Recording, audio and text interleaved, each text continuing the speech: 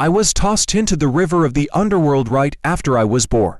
Just when I was about to lose consciousness, not a single person came to rescue me. My father, he was still on the shore, howling like a madman. Turns out, this was all part of the Baskerville family's test. Every newborn must crawl through the Blade Graveyard, then undergo the baptism of the river of the underworld. In my past life, I was the strongest hound of the family. To gain my father's approval, I did all the dirty work, killing countless enemies, even earning battle glory during the demon invasion. But what was my reward? My father personally sent me to the guillotine because I became too strong, threatening his position and uncovering secrets I shouldn't know. Then, he framed me for conspiring with demons. If I had the chance to choose again, I'd personally destroy this rotten family. But fate gave me a second chance. It sent me back to when I was an infant. And I wasn't alone. There were many other babies like me. This so-called test was just a scheme to solidify the Baskerville family's power, picking babies from different families to undergo trials, and then raising them to become the family's killing hounds. In my past life, I was one of them. As both the family heir and a side branch bastard, my status was barely above that of a servant. No matter how hard I fought, I never earned any recognition. But now that I've been reborn, this time I'll make sure the entire Baskerville family crashes and burns. My performance this time caught the attention of the men, and they brought me to the testing grounds alone. To first trial, crawl through countless blade graves. For me, reborn, it was a piece of cake. To second trial, the river of the underworld. The longer you stay submerged, the stronger the blessings you receive. So, I decided that this time, I would last longer and become even stronger than in my past life. Even when I was on the brink of losing consciousness, I refused to give up.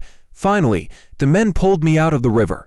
When they saw I had lasted a full 7 minutes in the river of the underworld, they couldn't help but burst into laughter. When I woke up, I found myself back in the dimly lit nursery. Now, I had a much better starting point than in my past life. This time, I swore to kill everyone who betrayed me. Just then, a maid placed a delicate box at my bedside. Hey, I never got gifts in my past life. Sure enough, when I opened it, two venomous snakes slowly crawled out. Clearly, someone in the family was jealous of my talent and had planned to use these snakes to eliminate me. But if I didn't act, these snakes would kill all the other babies. Without hesitation, I grabbed them and tore them into pieces, and so, my revenge began. Though I never uncovered the mastermind behind it all, the coldness in my heart only deepened. 8 years flew by in the blink of an eye. Along with all the other bows who passed the trials, I began my swordsmanship lessons. In this world, swordsmanship and magic go hand in hand, and strength is divided into 4 levels: Swordman, Swordmaster, Sword Saint, and Sword King. The strongest swordsman in the family is my father, Hugo. His swordsmanship has reached the peak. In my past life, because of my low status, I never received the family's swordsmanship training. No matter how hard I try, I was never a match for my father. Now, the 3 rookies around me are giving me some pretty nasty looks. Sure enough, after class, they cornered me in a small room. They were unimpressed by my performance in the river of the underworld and decided to test out the rumors for themselves. I remember these 3 rookies clearly. In my past life, they were part of the family's hunt for me. Since that's the case, I'll gladly play along with them. In the blink of an eye, I bit off the hand one of them had placed over my mouth. They froze, completely dumbfounded, watching their panic. I sneered, "Not bad, it tastes pretty good." To my surprise, one of the rookies actually started crying. But the other one, suddenly, pulled out a dagger and lunged at my stomach. However, I had already received the blessing of the river of the underworld, and after 8 years of training, ordinary blades couldn't hurt me. Before he could react, I grabbed his hand and grinned wickedly. "Have you figured out how you're going to die yet?" I tossed the dagger at their feet and said, "Only one of you will leave here alive. The rest, you decide. Triplets, huh? Let's see if your brotherly bond can surpass life and death." As I expected, the 3 rookies immediately turned on each other. They fought like wild animals.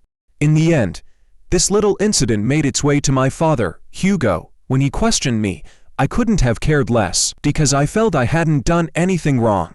But then, the butler spoke coldly. "Even though you hurt them, they still chose to forgive you." "Forgive?" I sneered. "That's the excuse of the weak." They can't even touch me. My voice rang out through the entire living room. Upon hearing this, Hugo suddenly burst out laughing, as if he was hearing the funniest thing in the world. In our family, where strength is everything, who would speak for the weak? Hugo even allowed me to take any food I wanted from the family's storage room, and wished me the best of luck in the survival exam 5 days from now. I thanked the family head and then went with the butler to the storage room. Surrounded by an array of food, I only picked blood beans. The butler stared, then pulled out a whole bag.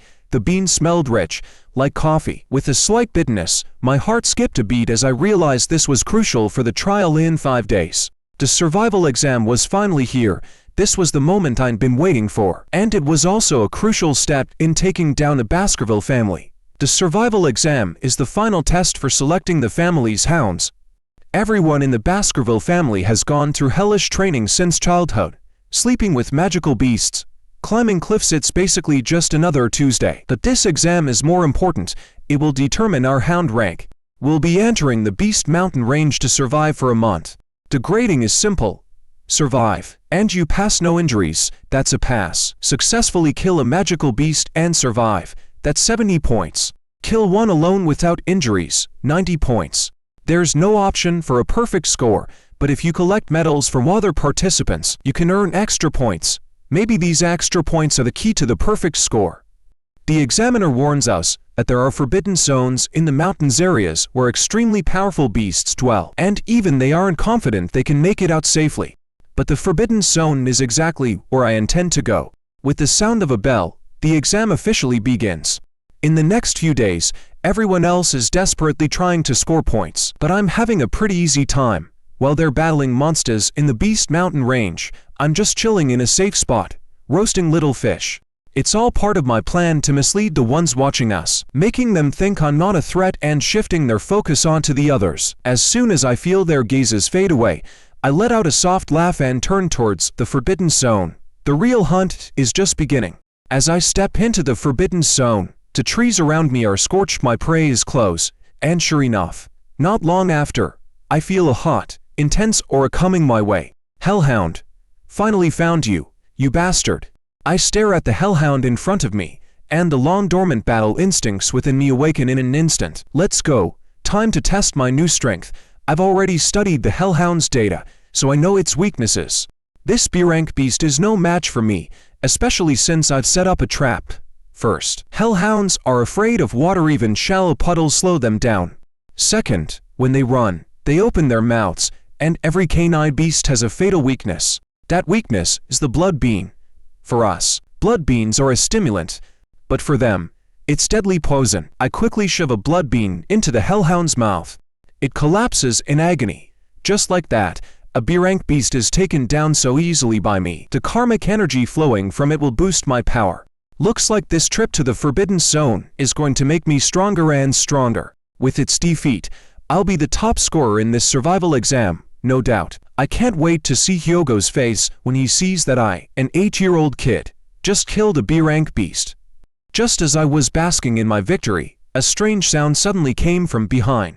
No way, could there be more hellhounds? I still had so many blood beans left, I wouldn't mind another feast. But to my surprise, these hellhounds were running away in fear. How is that possible? As beasts from hell, why would they be scared of humans? Sure enough, the shocking truth was right behind me. An infernal Cerberus, an S-rank beast, was slowly emerging. Cold sweat instantly soaked my forehead. How could an S-rank beast appear here? It should be deep in the forbidden zone. But when I saw the injuries on its body, the realization hit me. It was fleeing from the barbarians. This infernal Cerberus was severely wounded. That meant I had a chance to kill it. For the past 8 years, I hadn't shown my true strength. But in reality, my swordsmanship had reached the peak of a swordmaster, far surpassing many of the adult hounds in my family.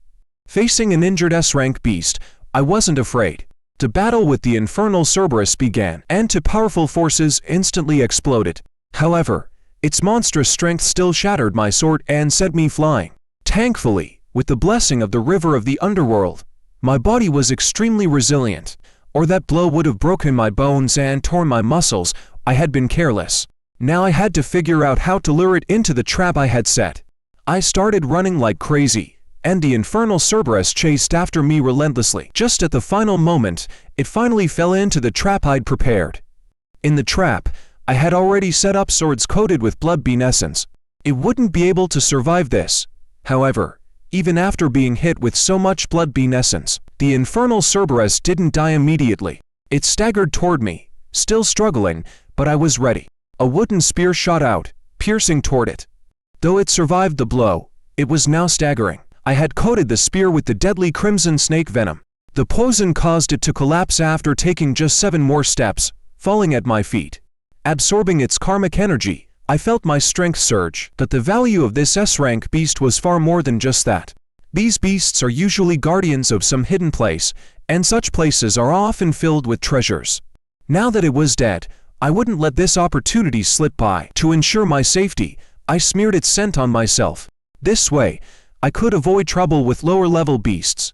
After some intense searching, I finally found a strange cave entrance from the aura it emitted. This must be the dungeon guarded by that beast. My heart raced as I approached the cave. What kind of treasure could be hidden inside? Walking through the pitch-black tunnel, I eventually spotted a glowing red portal. As I stepped inside, I was met with an eerie sight: a blood-red agate crystal standing tall in the center of the room. What caught my attention was the shattered skeleton in the corner. Could it be that someone had been here before? The bones showed clear signs of a bloody battle.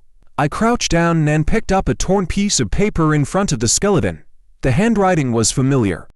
It turned out that the owner of these bones was also a member of the Baskerville family.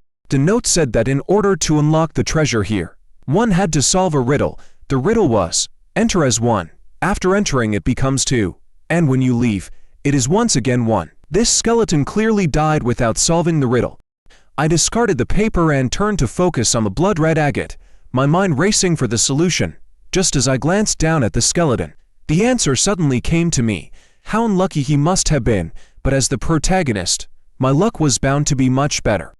Looking at the agate again, I finally figured it out. When I entered, it was dark, and I was alone. So it was 1. After stepping inside, the red light illuminated everything, and with my shadow, it became 2. So, when the light faded, I would be left with 1 again. The answer was my own shadow. I quickly crushed the blood-red agate. In the next moment, an intense wave of evil power exploded from the crystal. As the light returned, the agate transformed into a wicked magic sword. The inscription on the stone tablet also changed. This sword, it turned out, had been forged from the corpse of a demon lord, and only members of the Baskerville family could wield it. The legends were true. Ancient records spoke of how the 7 great demon lords once invaded this continent, only to be defeated by the leaders of the 7 great families. The head of the Baskerville family had slain the demon lord of gluttony, and to my shock, this demon's corpse had been turned into a magic sword. As soon as I grasped the magic sword, it seemed to sink into my arm, eventually forming into a sinister blade that grew from my right hand. This discovery thrilled me. With the magic sword of the demon lord of gluttony, combined with the skills and experience from my past life, I couldn't help but wonder just how powerful I would become this time. After obtaining the magic sword, I carefully scanned the cave to ensure I hadn't missed anything, then prepared to leave. But just then, an intense wave of hunger hit me, and I collapsed to the ground. It turned out that this magic sword was incredibly ravenous. It could directly affect my body, which was shocking. It seemed to have a will of its own. Then, the magic sword dragged me toward the hellhound I had just killed. After absorbing its essence, the sword gained its unique ability Bleed. This sword was a true predator. No wonder it was the legendary demon lord of gluttony. If I could also absorb the infernal Cerberus power, wouldn't I become even stronger? Sure enough, after absorbing the infernal Cerberus blood essence, I gained the top-tier skill Burn. But I couldn't let the sword keep draining blood like this. I still needed to collect the monster corpses to claim my reward from Hugo. However, I also realized that the magic sword had granted me a new skill: rapid regeneration. Looking at the rat under the infernal Cerberus body, I finally understood. The sword truly wasn't picky about its meals. Before I knew it, the January deadline had arrived. Everyone was bruised and battered, but they all got their scores and rewards. When I dragged the corpse of the infernal Cerberus into the room, the examiners were stunned. There was no doubt about it. I was the top scorer of this survival exam. Word of me hunting high-level magical beasts quickly reached Lord Hugo. He was so shocked that his jaw nearly hit the floor. Without wasting a moment, he had the butler summon me. When I met Hugo, I knew exactly what he was going to ask, so I immediately told him how I killed the infernal Cerberus. Hugo tried to test me, but I wasn't that naive kid anymore. I put on a performance. I'm the family's hunting dog. The family head is my master, and I will forever be loyal to the family. After hearing this, he seemed very pleased.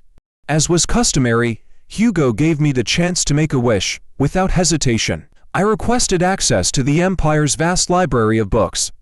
It was a dream come true. The library was only open to the family head, the vice family head, and their direct descendants. In my past life, because I was a side branch illegitimate child and too strong for Hugo to control, he never allowed me in, and I never got the chance. To my surprise, this time, Hugo agreed. He even let me access the restricted areas of the library and recommended I go to the 6th restricted zone to study the 6th sword technique of the Baskerville family. I was stunned. Is this really the Hugo I know? However, I didn't dwell on it too much because my goal was much bigger than this. Hugo also wished me good fortune with my studies. If only he knew what I was planning to read. The swordsmanship manual left by the founding ancestor of the Baskerville family. I wonder if he'd change his mind then, but for now, no one knows the value of that book. This time, I will surpass you and become the strongest. Our game has just begun. Just a moment ago, Lord Hugo actually agreed to let me into the vast library of books. In my past life, I did all the dirty work for him, killing people at his command. Yet I was never allowed into the library. But now, just 8 years into this life, I've already achieved the dream I couldn't in my previous one. After receiving permission, I entered the library, and the first thing I did was head straight to the sword techniques Hugo had recommended. The book recorded the 6 main sword techniques of the family. To my surprise, as a side branch illegitimate child, I was allowed to see the 6th sword technique. Perhaps in Hugo's eyes, an 8-year-old child couldn't possibly remember all these sword techniques. If this were my past life, I probably would have fallen to my knees, overwhelmed with gratitude. But the truth is, in the Baskerville family, aside from the direct descendants, everyone else can only learn up to the first 4 sword techniques in their lifetime. No matter how talented they are, without the help of the original texts, they can never break through the 4th technique. I used to be the most talented in the family, but in the end, I could barely replicate the 5th sword technique. That was the reason I could never surpass Hugo in my past life. But this time, my goal isn't the 6th technique. What I really need is in the library's miscellaneous section. Finally, I found the swordsmanship textbook tucked away in a corner. The book contained some basic swordsmanship knowledge, but many pages were missing, and it had been discarded as junk. After filling in the missing pages, I discovered it actually recorded the legendary 10th sword technique. In my past life, Hugo, with my help, successfully collected 7 pages and eventually broke through to the 9th sword technique. At that point, he had surpassed everyone on the entire continent. But he never let me study anything above the 4th technique, and to keep his secrets safe, he even sent me to the guillotine. Fortunately, fate gave me another chance. This time, I won't let anyone in the family, other than me, know about the existence of the 10th sword technique. I combined the swordsmanship textbook with the missing pages had collected in my past life and spent the entire night studying. The guard knights must have gotten lazy because by the time I finished, I decided to start practicing the new technique I had learned. The next moment, I used my palm as a sword and easily executed the 4th sword technique. In my past life, I didn't reach this level until I was 30, but now, I've done it at the age of 8. My heart burned with anger, and as I continued to strike with my palm, I casually executed the 5th sword technique in the family. Reaching the 5th sword technique means entering the ranks of saint-level warriors. At that moment, I felt my magic power becoming pure. It turned out that after using this move, I broke through to the junior sword saint level, and my sword spirit power reached the liquid halo stage. This meant I had finally entered the true world of swords. Now, I had memorized the entire content of the book and decided to make it disappear from the world forever. Such junk would go unnoticed if burned. As for the 2 knights who abandoned their posts, they would keep everything. I did a secret. After completing my goal, I returned to the family to meet Hugo.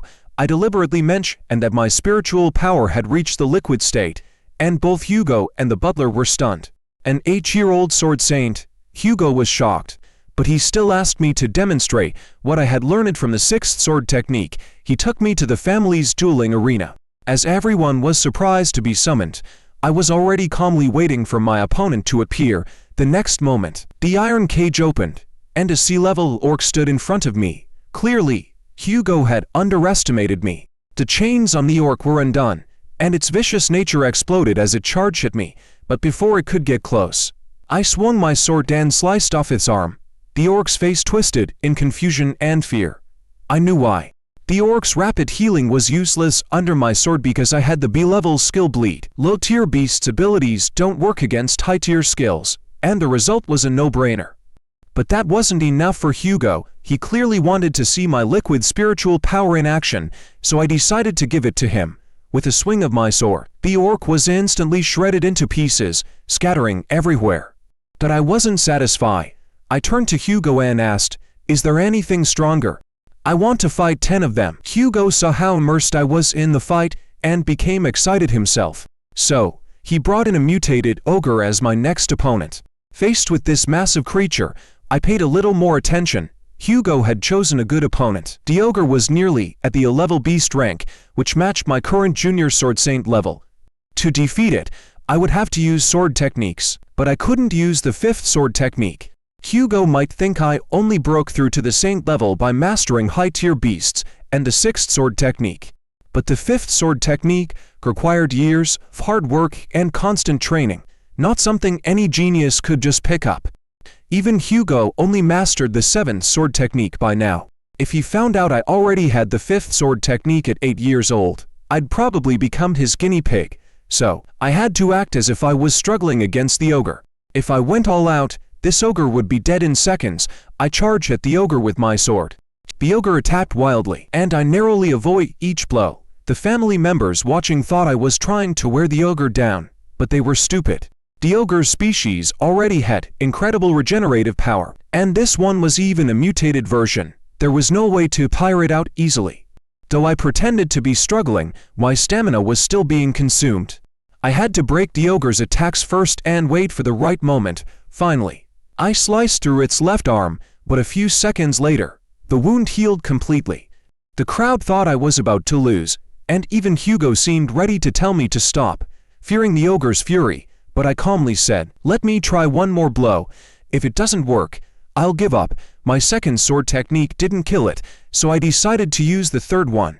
All of this was just to make Hugo believe I was learning sword techniques in the heat of battle. "Thanks for playing with me this long. Now, let me take your head as a thank you gift." In the next moment, I swung my sword with full force. The blade sliced through the ogre's head like a shooting star. The terrifying sword energy instantly severed its head. In less than a minute, everyone was stunned. This 8-year-old child had just performed such a brutal, bloody kill, and even used the 3rd sword technique.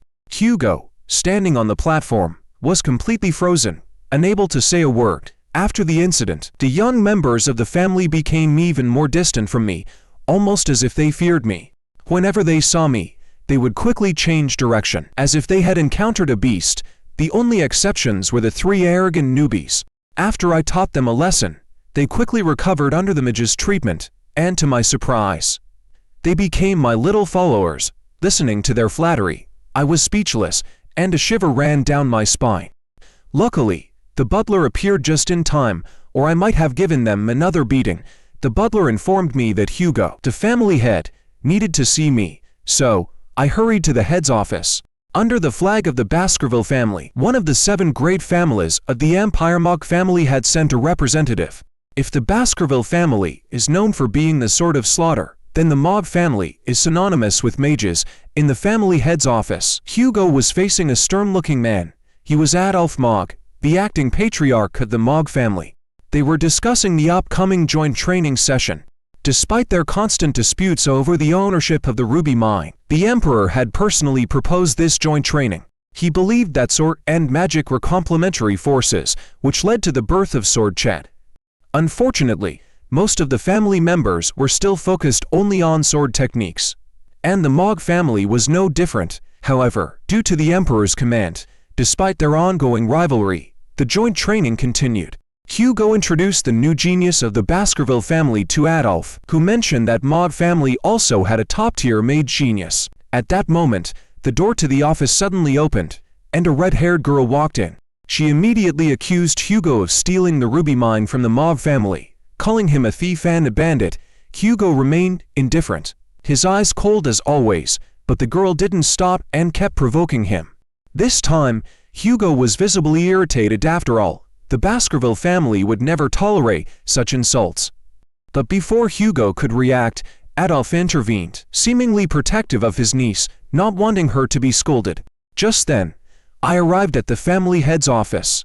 Seeing the scene, I couldn't help but sneer. So this is how Maud family's children behave, so uncouth. As soon as I spoke, the girl, Camus, stood up in fury and confronted me. I stared at her for a moment, realizing she was Camus Maud, the only queen of the Maud family, the one who, in my previous life, slaughtered the entire barbarians by herself and even had the power to control the royal family.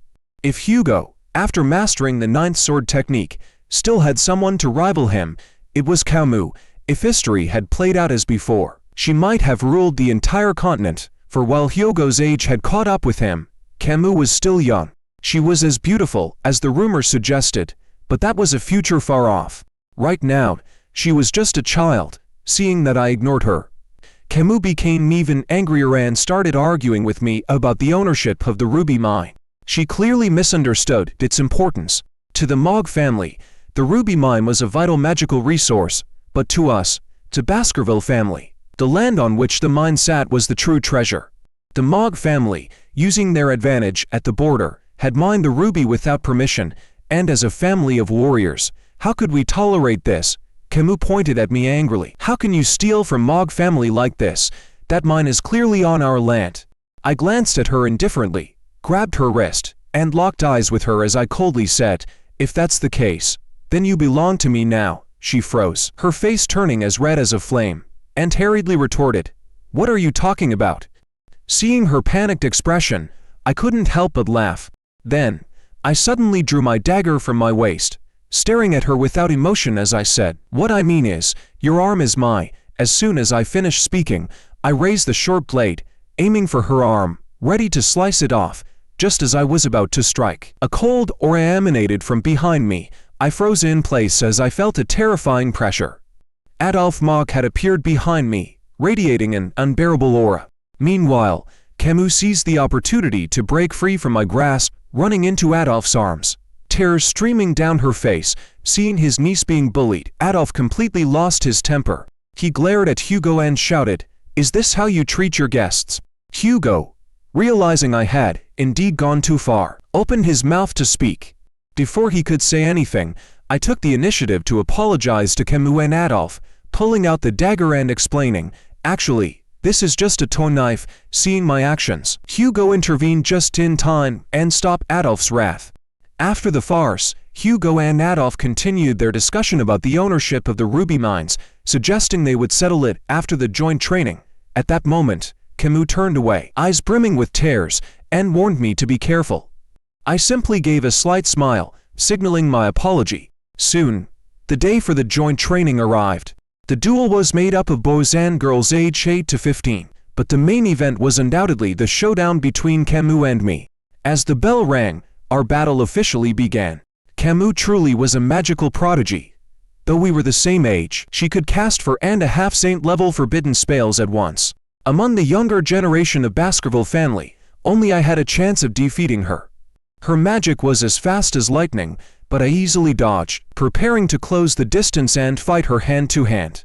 However, just then, a massive magical earth wall appeared in front of me. She started with 4 mid-level magic spells, casting low-tier magic in an instant. No chanting needed. Her talent was undeniable, but unfortunately, she faced the reincarnated me. My overwhelming power shattered the wall in an instant, and now that we were so close, she couldn't defend herself in time. Just as she braced for an impact, I simply flicked her on the forehead, sending her flying. This only made her more furious, and I only added fuel to the fire. Her rage boiled over, and she unleashed a fireball spell at me, but at that level, her magic was no threat. I had hoped that this would make her reconsider, but instead, it only angered her more. She began casting wildly, but I didn't want to hurt her for real. Caught in this dilemma, I suddenly saw something in the other duel happening behind me. An idea formed in my mind. As a mage from the Mog family launched a spell, I quickly leapt to the side, shoving aside one of the Baskerville kids, while warning Camus to prepare for defense. But the spell came too close, too quickly, and Camus could only watch as a fireball exploded in front of her. Adolf jumped to his feet, startled. The next moment, the explosion on the battle stage was deafening, a cloud of smoke engulfing the area, nearly covering the entire stage. Although Camus managed to block the fireball, her clothes were scorched. Once the smoke cleared, she became a laughingstock for both families.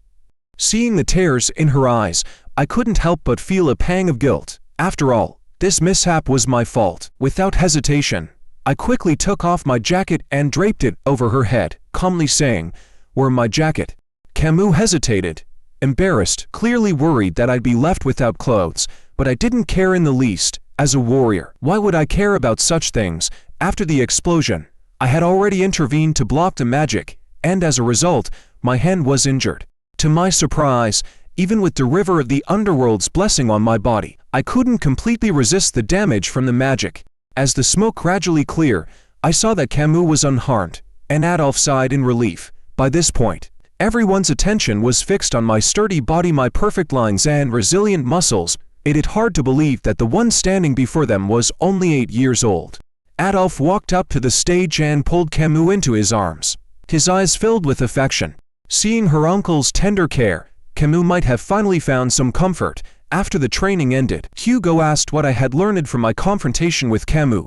I answered truthfully. Fighting a swordsman was completely different, but this time I had gained quite a lot. However, that injury was my biggest failure. Hugo fell silent for a moment before asking me what I thought about the ruby mine. I replied that we should just hand the mine over to the Mob family, for Baskerville family. The ruby itself was useless. Our family's goal was territorial expansion, and our greatest enemies were the monsters and the barbarians at the borders. If we gave the mine to the Mog family, they would certainly station more mages at the borders. All we had to do was push the monsters and barbarians back, and we could easily defeat them and take more land. Hugo nodded in agreement and said, "Now, it's up to the Mog family's stance." Sure enough, Adolf soon came to continue negotiations with Hugo about the ruby mine. This time, he proposed an alliance through marriage and paying rent, giving Mob family full control of the mine. To everyone's surprise, the marriage he proposed was between Camus and Hugo's eldest son. When Hugo heard this, he immediately thought it was ridiculous, as his eldest son was already 25, a full 17 years older than Camus. Camus, on the other hand, directly rejected the idea, saying that if she was to marry someone older than her, she'd first have to defeat her mother. Hearing this, Adolf quickly tried to comfort her. After all, Camus' parents were the continent's top-tier mages, and with those conditions, even Hugo might not be able to marry her. Then, Adolf said something unexpected. He told her that she would only marry the person she truly liked, and he cast a look at me. I was taken aback. Camus had an interest in me. Adolf grew anxious and whispered to Camus that I was just a side branch, a bastard of no importance. No matter how strong I was, I would always just be a speck of dust in the family. I couldn't help but scoff. The 7 great families were always like this. No matter how excellent I was, I'd never earn their true recognition. It was the same in both past and present. Hugo interrupted Adolf and emphasized that the will of the betrothed was the most important thing. He then turned to me and asked if I was willing to marry Camus. Under her hopeful gaze, I didn't hesitate for a second and answered, "I'm willing." How could I turn down a future queen of unparalleled beauty, especially, and she herself was willing to marry me? Even if I knew Mog family would never agree to this marriage, I still had to make my move. When Camus heard my response, a faint blush appeared on her delicate face. In contrast to her shyness, Adolf's face turned ashen. In his eyes, I, a mere illegitimate child, was unworthy of Mog family's precious jewel. Though Hugo claimed that only strength mattered in Baskerville family, I knew that was nothing more than a joke. In my past life, Even when I reached kin level, the family still refused to give me higher sword techniques because they thought sign branch descendants could never be relied upon. Adolf clearly didn't think much of me. He even called my response irrational and said that he would never let Camus marry anyone so easily. His constant insults pushed me to the edge. Finally, Adolf suggested that he personally test my strength. After his repeated requests, Hugo reluctantly agreed. Hey, Adolf Mob, one of the most powerful mages in Mob family. Even in my past life, when I was at my strongest, I probably wouldn't have been able to defeat him in a direct fight. But since he insisted on a duel, I wasn't afraid. Battle commences. Once the battle started, I entered the arena with Adolf. He told me, calm and collected, that I shouldn't hold back, as he wanted to see why I was so confident in accepting his challenge. On the surface, I agreed, but inside I was thinking, if I actually go all out, would I end up scaring you to death? Adolf's magic swirled in his hands, and soon, 3 elements water, fire, and earth appeared before him. He could create objects out of thin air, and his power was so immense that it was hard to look at him directly. Camus, watching from the stands, was also taken aback. She rarely saw Adolf in action and was astonished to see him blend the 3 elements so easily. Next, Adolf pointed to a water jar he conjured above his head and said he would use it in our fight. He joked that if I made even a single drop of water fall from it, he would consider me the winner. His mockery got to me, and I couldn't hold back any longer. I immediately raised my sword and charged at him. However, Camus shouted at me to avoid charging directly at Adolf. At her words, I froze for a second. I'd never faced a magic user of Adolf's caliber head-on in my past life. But I stopped just in time. Seeing me pause, Adolf seemed a bit amused, but he didn't slow down. Suddenly, fiery cones of flame appeared around him, flying straight toward me. From the sidelines, Camus scolded Adolf for using such powerful magic. Adolf, however, retorted, asking her which side she was on. And Hugo, seeing that Adolf wasn't going all out, decided not to interfere. As the fire cones came at me, I barely dodged them, realizing that defeating Adolf in a direct clash was no longer an option, so I decided to use his assumption that I wouldn't dare make a direct attack to my advantage. I suddenly launched an unexpected assault, targeting the water jar. With a swift sword strike aimed at his magical defense shield, I repeatedly attacked the same spot. Adolf was clearly confused, as his shield was far sturdier than my sword. But after numerous hits, my blade was finally shattered. But by then, my goal was already achieved. The victory was mine. Camus, watching from the stands, was stunned, while Adolf continued to boast, calling my actions foolish. However, he failed to notice that the water jar above us had begun to leak. As the tip of my broken sword pierced the jar, I smirked and said, "Underestimate me, that's your biggest mistake." Seeing my flawless performance, Camus' heart raced. She probably thought I had just gotten lucky. But Hugo looked at me as if I had been nothing short of perfect. 7 years flew by in the blink of an eye. In the family's duel arena, the once young hounds have now grown into brave fan-blooded swordsmen. The 3 brothers with their golden hair have perfected their combined sword technique, reaching the pinnacle of their skill. Today marks the final training session for all of us. Afterward, we will be dispatched to various battlefields. At this moment, all eyes are on me. Everyone is curious, will I join the management like a direct descendant, or will I, like the collateral branches, serve as cannon fodder on the front lines? At this moment, the house steward's sudden appearance interrupted my thoughts. He said that Hugo had returned and wanted to see me. Entering the family master's chamber, I finally saw Hugo after so many years. Ever since handing over the ruby mine to the Mog family, the family has been focused on the war with the barbarians and monsters. 7 years have passed, and Hugo's appearance has grown more mature and worn. The scar on his cheek caught my attention. Hugo explained it was from a woman during a battle with the barbarians, but he had given her a similar scar in return. He called me here to ask which knight order I would join. In my past life, I had joined the Fighting Dogs Knights, moving between Red Mountain and Black Mountain, battling monsters and barbarians. This was the fate of most collateral descendants. Direct descendants, however, would join the elite management layer, receiving top-tier swordsmanship training, while also learning management and politics. The collateral branches could only serve as their guardians, or in other words, as their trained attack dogs. Would Hugo allow me to join the elite knights? I eagerly awaited his answer. To my surprise, Hugo recommended that I join the lower house for training. This is the family's most prestigious knight order, the true top-tier management, responsible for everything in the family and its diplomatic relations. Hugo himself comes from this order.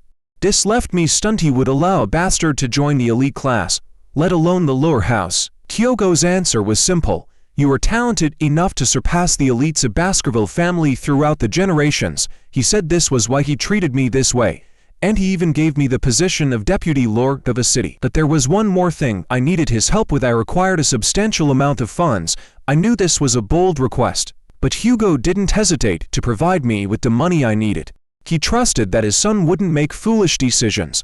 I thanked him gratefully, but I still couldn't get used to him calling me son, because in my previous life, I had never experienced this kind of fatherly love. The painful memories of that time, the moment when my neck was severed, are still fresh in my mind today. Hugo, I will never forget the pain you gave me. Just a moment ago, Hugo asked me to join the House of Commons, learn how to manage the family business, and become the vice lord of the family's territory. City of the week.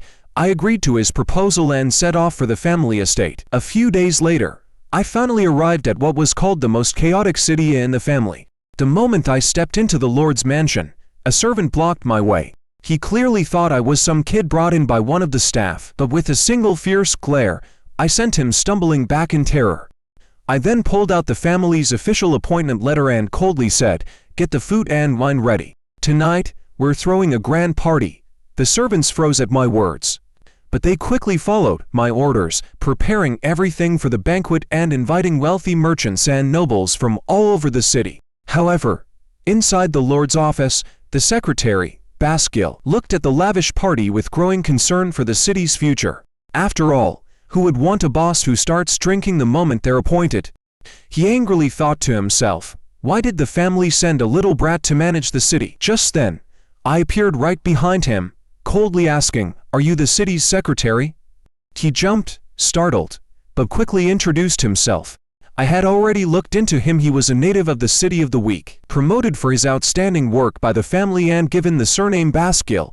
I knew his career hadn't been smooth. The previous lord was fired for corruption, and Baskill had been under a lot of pressure ever since. I told him I wouldn't interfere with their work and that I trusted he'd do well. Reluctantly, Baskill agreed, still unsure of what I was really up to, throwing a party, but not even attending. Instead, I was here, chatting with him, and reading a book. I closed the legal codex in my hands and told Baskill, the laws of City of the Week are full of holes. Countless underground organizations have completely overridden the city's laws, using illegal means to squeeze every last drop of blood from this city, making the people poorer by the day. And the inaction of past lords has caused everyone to lose trust in the family's management. I looked at him directly. So, first, we need to rebuild trust with the people, then we can wipe out these illegal forces. To do that, I need a legitimate reason to take down these dark powers. And as Vice Lord, issuing new decrees is my perfect opportunity. Before I knew it, the next day arrived. By then, Dotamiri Street was packed with people. Everyone came to watch me announce the new laws. That they were all full of doubt and disdain for a 15-year-old vice lord facing their challenge. I didn't say much. When the crowd had gathered, I raised a wooden stick and thrust it firmly into the ground.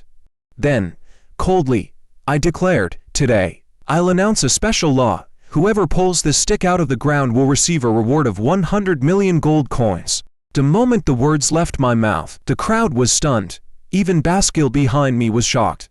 Whispers spread through the street, but no one dared to approach. They even thought I might just kill anyone who tried to touch the stick. Seeing no one move, I raised the prize to 1 billion gold coins. Still, no one dared to try. Some people started muttering that I was just toying with them and wouldn't follow through. I simply sneered, then increased the reward to 10 billion gold coins. Now, the crowd hesitated, but still no one dared to try. Just when I thought no one would ever step up, a pair of tiny hands shot up. A little flower girl, of all people, decided to give it a try. The people around her warned her not to, thinking I'd kill her once she pulled the stick out. That the girl's mother was sick, and she needed money for her treatment. She didn't have time to worry about the consequences. The little girl walked up to me, and without a word, I pointed at the stick, signaling her to pull it out. She did so easily, and the entire crowd was left speechless. How could she do that so easily? The girl was scared now. Too, this was all too simple. Just as she thought I was going to draw my sword and kill her, I reached into my waist and pulled out a heavy bag of gold coins. Handing it to her, I turned to Basquiat and said, "Make sure to send the rest of the gold coins to her later." Then, I patted the little girl's head and turned to the crowd, saying, "As long as you follow my rules, everyone will get the reward they deserve. In the future, I will occasionally announce similar special laws for rewards." Soon, my image as someone generous and trustworthy spread throughout the city. After sending the gold coins, Basquiat and I returned to the Lord's mansion. This marked the beginning of my trust building with the people. The next step: clearing out the underground organizations lurking in the shadows. After all, with such massive losses, I needed to find a way to replenish resources. Thanks to my memories from my past life, I knew exactly where they were hiding. Just then, a messenger arrived with news. The city's autonomous association had requested a city council meeting.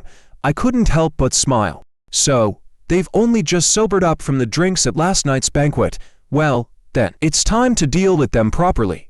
But just then, the secretary informed me that the family wanted me to attend the meeting. Fine, I'd play along, but when I walked into the so-called meeting room, I was seething with anger. Instead of a formal meeting, I was greeted by a gathering of young heirs from local native families. This was the perfect chance to teach them a lesson. With that thought, I marched right in. At that moment, one of the waiters saw me swaggering in and actually had the nerve to grab my hair. Not many people would dare to do something so bold, but clearly, he was looking for trouble. In an instant, I grabbed his arm and twisted it, snapping it with a sickening crunch. The next second, a blood-curdling scream echoed through the hall. As I walked into the center, I coldly asked, "So, is this the garbage you sent to call me here?" They hadn't expected me to show up so quickly, and they scrambled to apologize. But it didn't take long before they started whispering, plotting their next move against me. However, I wasn't here to play games. Without hesitation, I unleashed my spiritual power, and in a split second, all the high wine glasses around us shattered into pieces. The rich playboys in front of me stood frozen, wide-eyed, finally realizing that I wasn't just some 15-year-old punk. I was a true sword saint-level powerhouse. Seeing my spiritual energy radiating around me, they began to panic. Some even started questioning, is he really just 15? At that moment, I picked out one of the young masters. Before I could even speak, he blurted out their entire plan.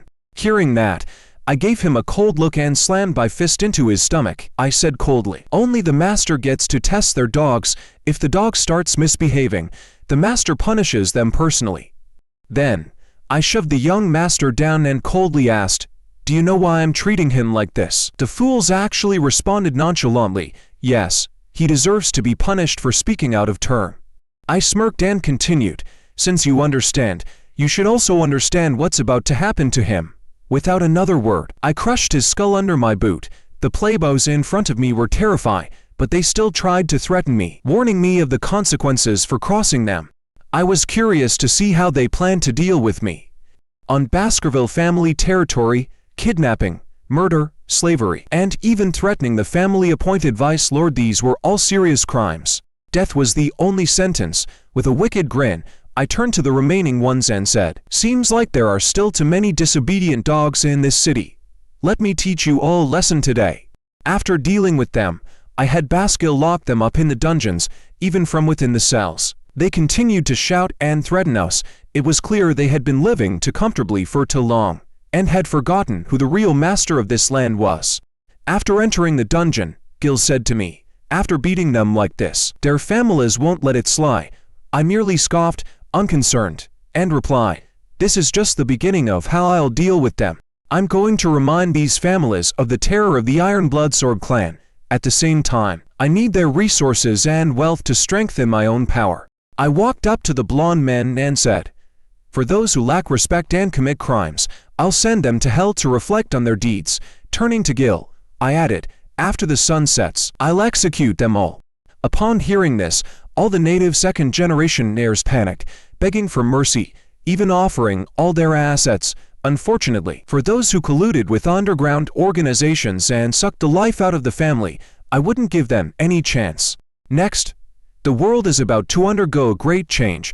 I'll be sent to the battlefield soon, so I need to wrap up things here quickly and gather enough resources to enhance my strength. After swiftly eliminating these pests, the situation in the city will gradually change, and only then can I leave in peace. But these people still held on to the hope that I couldn't prove their crimes. I scoffed, "Oh, I'd like to see you keep denying it." Just then, a bald man walked into the dungeon carrying a bag. Seeing him arrive so timely, I couldn't help but admire him. From now on, I hope these people could entertain me for a bit longer. Who was it that said I had no evidence? I'll be presenting the evidence very soon, however. I sincerely hope you continue to deny it. That would make me even happier. Remember, don't tell me anything. Under my intense interrogation, the native heirs confessed their crimes well before sunset. Despite this, after the sunset, I still ordered their heads to be severed, and both their confessions and severed heads were displayed on the busy street in the city, as a warning to those families who had once acted with impunity. Those who had once said I would let these heirs go were now stunned by my iron-fisted methods. They hadn't expected me to execute so many noble heirs all at once. This was also the first time in the city of the week that the native families had been held accountable by the law. From this moment on, the laws I decreed became ironclad in their eyes, and violators would undoubtedly be punished. But for me, this was far from enough. I didn't just want these families to suffer, I wanted to destroy them. Gil, I'll need your assistance next. A few days later, on the outskirts of the city, Gil was dressed in a suit, his face hidden behind a mask, walking slowly ahead. Behind him, a large iron cage trailed along, and I, disguised as a handsome young male slave, was locked inside. We were heading to a circus outside the city, where a slave auction was about to take place. As the event began, nobles and merchants escorted slaves and goods into the auction house, and of course, I was one of them. Once inside, a man wearing a clown mask began assessing the items for auction. After some inspection, I was selected to be the main attraction. As night fell, the auction started, and the atmosphere was filthy and chaotic. There were all sorts of goods up for sale, including in a class hellish wild bull. The bidders weren't ordinary folk, they were either from native families or members of underground organizations. Then, the next item was brought up, the young girl from the Red Mountain barbarian tribe. Despite the brutal torture she'd endured, and her status as a slave, there was an undeniable toughness in her eyes that sent chills down everyone's spine. Everyone knew that barbarian slaves could never be tamed. One day, they'd tear their masters apart. Despite the clown boasting about her qualities and slashing her price, no one placed a bid. The clown was furious, signaling for his men to deal with her, then preparing to unveil the next item. That's when they brought me up, with my black hair, fiery red eyes, and handsome features plus a body sculpted like a god. I immediately caught the attention of every wealthy woman in the room. The clown began his introduction, claiming I was a rare breed with black hair and red eyes, and that I was an untouched, pure male virgin. Before the opening bid was even announced, the wealthy women couldn't hold themselves back and immediately raised their paddles. 6 billion gold coins. It didn't take long for others to follow suit, until a man with a number 99 paddle bid 60 billion gold coins, and the room fell silent. This man was none other than Baron Gambino, from a powerful native family. Over the years, he had made a fortune through shady deals with underground groups. Now, his eyes were fixed greedily on me. A female guard beside him warned him that his bid was too high, but he scolded her and told her to stay quiet. At 60 billion, no one dared to bid any higher, and I was sold to him for an astronomical price. When I was brought before him, Baron Gambino grinned lecherously. His disgusting face was the last straw for me. Then, I raised the chains that bound my hands, and he thought I wanted him to unlock them for me. But in the next instant, I snapped the chains apart with ease. A powerful aura exploded from me, sending Baron Gambino flying across the room. Watching him crash to the ground, I walked up to him and asked, "Wanna play a game?" The theme was top and bottom, but I'd be rough, and he'd have to endure. His screams echoed through the circus, but before he could even call for help, I tore him apart on the spot. Blood sprayed through the air, splattering across the face of the female guard, who was frozen in shock. The entire room was stunned. I slowly removed my wig and revealed my true identity: Vicky of the Baskerville family, vice leader of the City of the Week. My voice, dark and devilish, boomed, "Poor little Baron, you're so fragile, one little tear, and you're dead." That was no fun at all. Everyone stood frozen in terror, including Gil, my secretary, who never expected things would escalate this much. I flashed a wicked grin. "This circus suits you all. Don't worry, tonight's game won't be boring. And remember, don't even think about running before I'm done playing." Continuing on, I turned and provocatively challenged everyone in the auction house. The clown host froze for a moment, realizing I wasn't carrying a sword. Immediately, he signaled his men to attack, but just as they rushed towards me, my right hand revealed the gluttony demon sword, its blood-red glow flashing as the blade sliced through the air, cutting the attackers in half before they even reached me. The clown finally understood he had messed with a bloodthirsty demon lore. However, the masked giant who had dealt with the barbarian girl earlier seemed to be itching for a fight.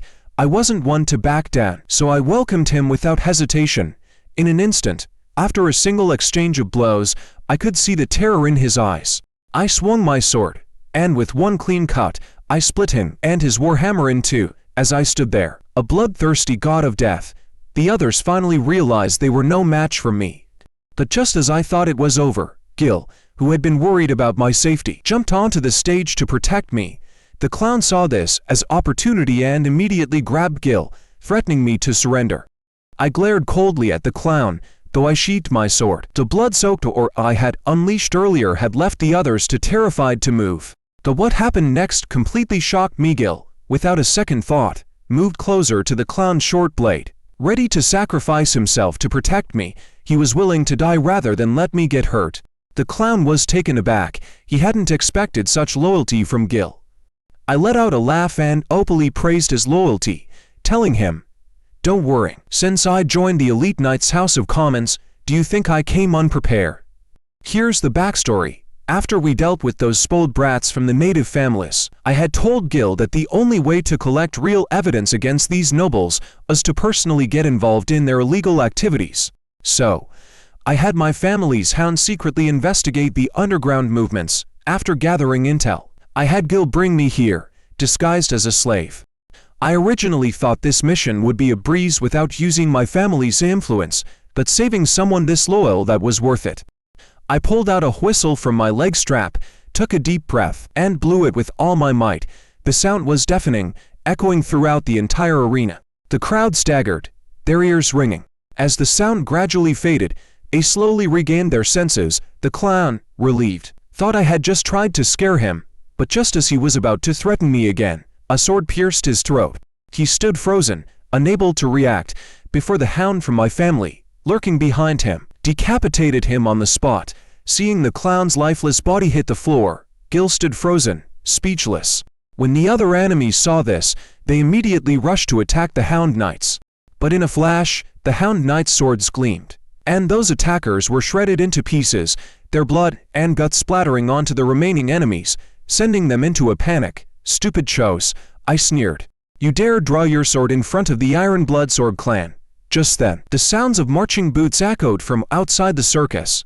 The Hound Knight Order, one of the 8 elite knight orders of the Baskerville family, arrived. Every knight had passed the family's brutal killing test, making them the sharpest weapons in the underground. The female guard's eyes widened in terror as she recognized them, the exterminators, the most ruthless knights of the empire, belonging to my Baskerville family's Hound Knight Order. Their arrival meant one thing: tonight, there would be rivers of blood. One of the Hound Knights stepped up behind the female guard, ready to decapitate her, but I intervened. Stopping the knight, she was useful to me, she couldn't die. After receiving my order, the knight spared her. I then turned to the Hound Knights and commanded, "Anyone who stays in place is to be spared. If you move, kill them all." The hounds sprang into action, mercilessly slaughtering anyone who tried to flee. A noble, kneeling on the ground, begged the hounds for handcuffs, but the Hound Knight Order wasn't in the business of providing that. His only option was for his legs to be severed. Just then, a towering man approached from behind. It was Baskerville Boston, my uncle and the commander of the Hound Knight Order. He had come to observe me, wanting to know what made the family's top talent so extraordinary, especially since even his proud older brother, Hugo, was so invested in me. Boston looked at me and said, "Join the Hound Knight Order. I'll make sure you're well used." I responded coolly, saying I had more important things to do. After exchanging a few words, I prepared to leave. Though my indifference seemed to disappoint him, it only made him more eager for me to join the Hound Night Order. After the Hound secured control of the circus, I made my way to the storage room at the back. It was time to collect my spoils. There were some things here that I needed. As soon as I entered, I spotted a safe filled with money, just enough to make up for the expenses I'd incurred. However, that wasn't the main reason I was here. I pulled aside the tattered cloth covering a cage, and what I saw surprised me. Inside lay the barbarian girl from earlier. She wasn't dead. Looks like today's going to bring me an unexpected gain. I had originally planned to try to tame her, but given that my magic sword abilities I'd be exposed during my next move, taking along an untamable barbarian wasn't ideal. But seeing her condition, with just a thread of life left, I decided to be a good Samaritan. Her physical condition was terrible. She should have been dead by now. Luckily, I had some life essence from my uncle, Boston. I poured it into her mouth, and after a moment, her body began to glow with a red light. Then, she suddenly opened her eyes. The barbarian girl woke up, terror evident on her face as she looked at me. She was shocked that I had unlocked the iron cage. Fortunately, after having battled barbarians countless times, I was able to speak their basic language. Using broken barbarian, I told her to leave quickly. She hesitated, unsure whether I was deceiving her. With time running short, I urged her again to leave without delay. Just as she was about to exit, she suddenly spoke something in an unintelligible barbarian dialect. Although I understood a bit, I couldn't fully make sense of it this quickly. Thankfully, once she saw I meant no harm, she got up to leave. Before she went, she said something that I understood. She seemed to be thanking me and that we would meet again. As I watched her leave, I began my treasure hunt.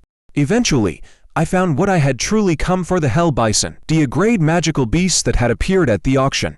Since the events of 8 years ago, my magic sword again, I hadn't had the chance to taste such a pure-blooded, top-tier magical beast. At that moment, the sword seemed to stir, hungry for the blood of such a creature. Soon after, I successfully acquired the Hell Bison's special skill. A few days later, Gil was happily making me coffee, but I handed him a new set of development plans, expecting him to take care of them personally.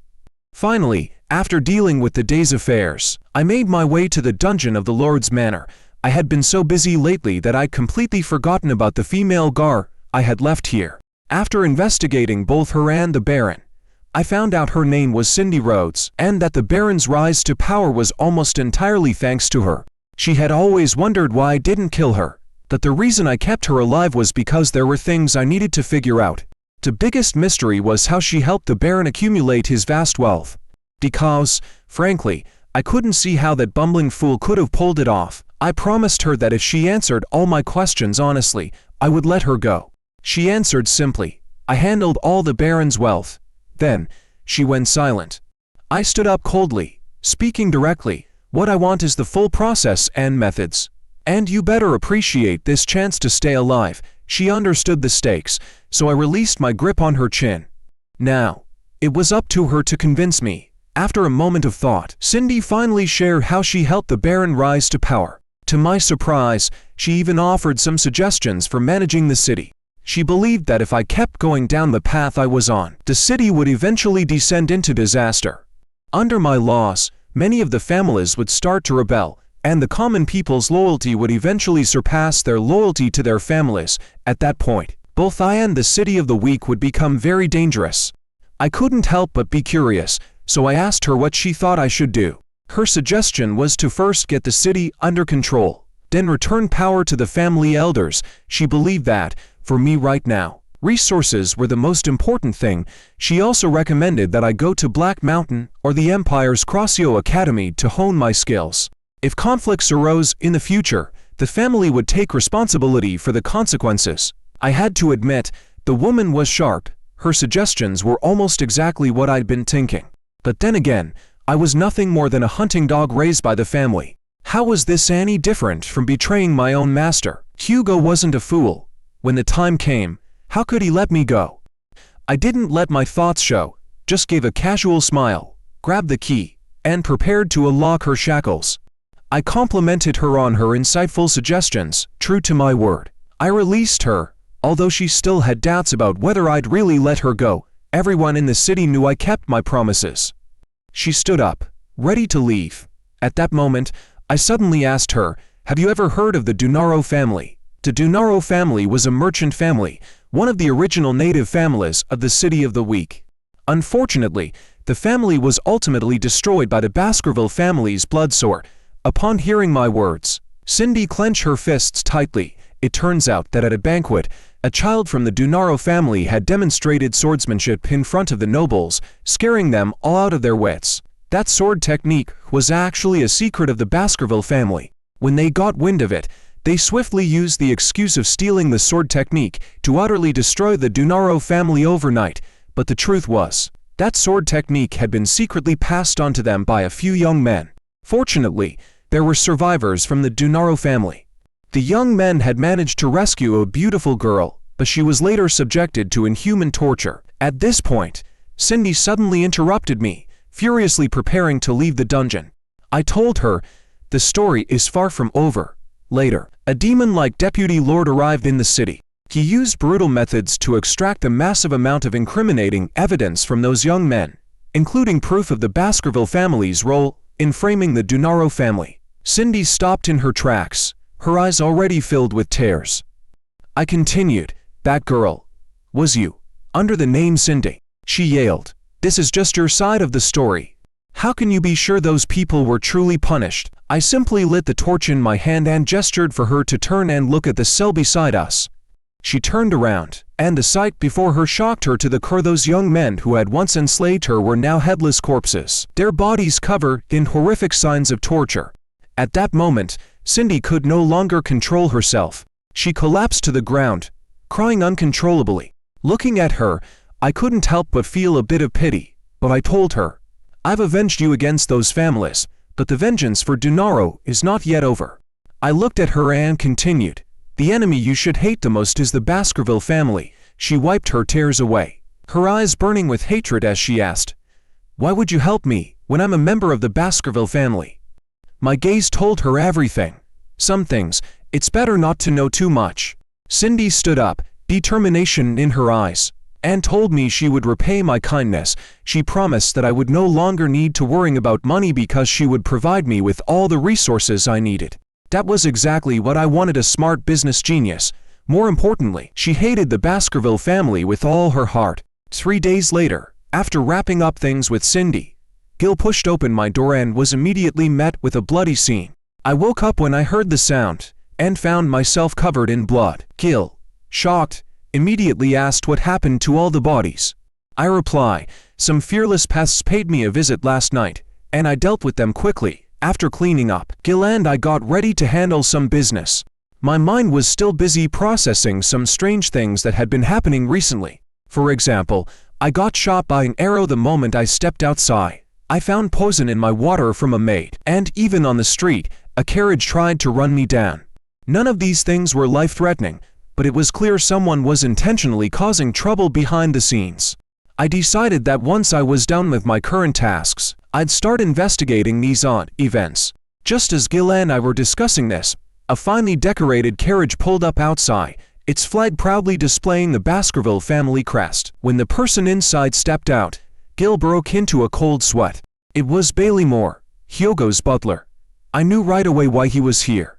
Looks like Hugo had heard about my performance in the City of the Weak, and from the looks of it, he was probably going to reward me for it. I hoped my actions had been impressive enough to help me get into the Empire's most prestigious academy, Crossio Academy, but honestly, right now, what I was really looking forward to was meeting Hugo again. Just as Gil and I had been discussing the recent strange events, this finely crafted carriage arrived outside, and stepping out of it, none other than the long-absent head butler, Bailey Moore. When I saw him, I greeted him, while Gil practically worshipped him. It wasn't every day that someone of Bailey Moore's stature would personally make a trip to such a remote place. Only Hugo could pull that off. Sure enough, Bailey Moore spoke. "Hugo is extremely pleased with your performance. He has sent me to bring you back to the family headquarters for your reward." A few days later, I returned to the family with the butler, When Hugo saw me, he immediately began praising my performance in the City of the Week. He said I'd made it clear to everyone in the Empire that the Ironblood Sword Clan wasn't just a bunch of idiots swinging swords. I didn't let it get to my head. I simply responded, "It's what I was supposed to do." After his praise, Hugo gave me a reward that both surprised and excited me. He decided to let me enter the Empire's Crossio Academy early. This academy gathered the best and brightest of the Empire, and gaining entrance would allow me to quietly improve my strength without drawing Hugo's attention. Then Hugo told me he was planning to select a few people to accompany me, and that I could pick who I wanted. After some thought, I decided to bring the 3 blonde brothers along with me. Hugo agreed to my choice but suddenly asked if I remembered the plan for the ruby mines from when I was 8. Of course. I remembered. Hugo told me the plan could now be fully set into motion because the Mog family had agreed to join forces with the Baskerville family to deal with the barbarians. Ever since the Mog family took control of the ruby mines, they had been constantly harassed by the barbarians in the Red Mountains. But thanks to the pressure from the family, the barbarians had been pushed back to the borders. Hugo asked me to check on the border situation before I left, to help strengthen the friendship between the 2 families, and to see whether the laws I had enacted were being enforced. After all, the City of the Week was right on the border, and several cities occupied by the Mog family were under my jurisdiction. I agreed to Hugo's request, partly because I might get the chance to meet Camus Mog again. Once everything was packed, I returned to the City of the Week. Gil reluctantly saw me off and promised to take care of everything in the city. As I looked at Gil, about to say goodbye, I couldn't help but feel a little sad too. But this reward from Hugo had allowed me to reach my goal ahead of schedule. This was a rare opportunity, and I had to make the most of it. After leaving the city, I had all the hidden Hound Knights reveal themselves. There was no need for secrecy anymore. The man in front of me was Stafford, the Hound Knight instructor, and he would be in charge of ensuring my safe arrival at the Imperial Academy. I asked him about my uncle, Baskerville Boston, and his recent situation. Stafford told me that ever since the incident at the slave auction, my uncle had been eager for me to join his Hound Knight order, but I had yet to agree. The reason was simple: I had more important things to do. After meeting up with the knights, we set off on our inspection journey. Strangely, no one had broken the law along the way. Soon, we arrived at the city leased to the Mog family. According to intelligence from the Hound Knight Order, the Mog family had sent several important figures, and their interest in the ruby mines was far beyond what we had anticipated. As for our inspection team, it was really just me and a few dozen Hound Knights. It's worth mentioning that the true elite of the family were stationed at the other end of the mines, but they had nothing to do with this joint agreement. As we pressed deeper into the border, a desolate city appeared before us. The thorn trees outside the city were covered in white bones, clearly indicating that the Mog family hadn't been idle in recent years. These skulls were probably a warning to the barbarians. Seeing this, I couldn't help but think of the Magic Queen Camus from my previous life. She single-handedly wiped out the entire barbarian force in the Red Mountains. I wondered if, 7 years later, she had become even more beautiful and captivating. When we arrived outside the city gates, the triplet sisters arrogantly refused to let us in. These 3 were the twin magical prodigies of the Mog family, and I had vivid memories of them. In my previous life, they were infamous for their arrogance, to the point that even within their family, their reputation preceded them. Seeing their proud and disdainful expressions, I immediately revealed my identity. "I'm from the Baskerville family's envoy," I said. "I'm here today just to inspect the territory and strengthen the friendship between our families." However, they clearly intended to make things difficult for us. They insisted on reporting to their superiors first before allowing us into the city, and suggested we come back tomorrow. This really gave me a headache.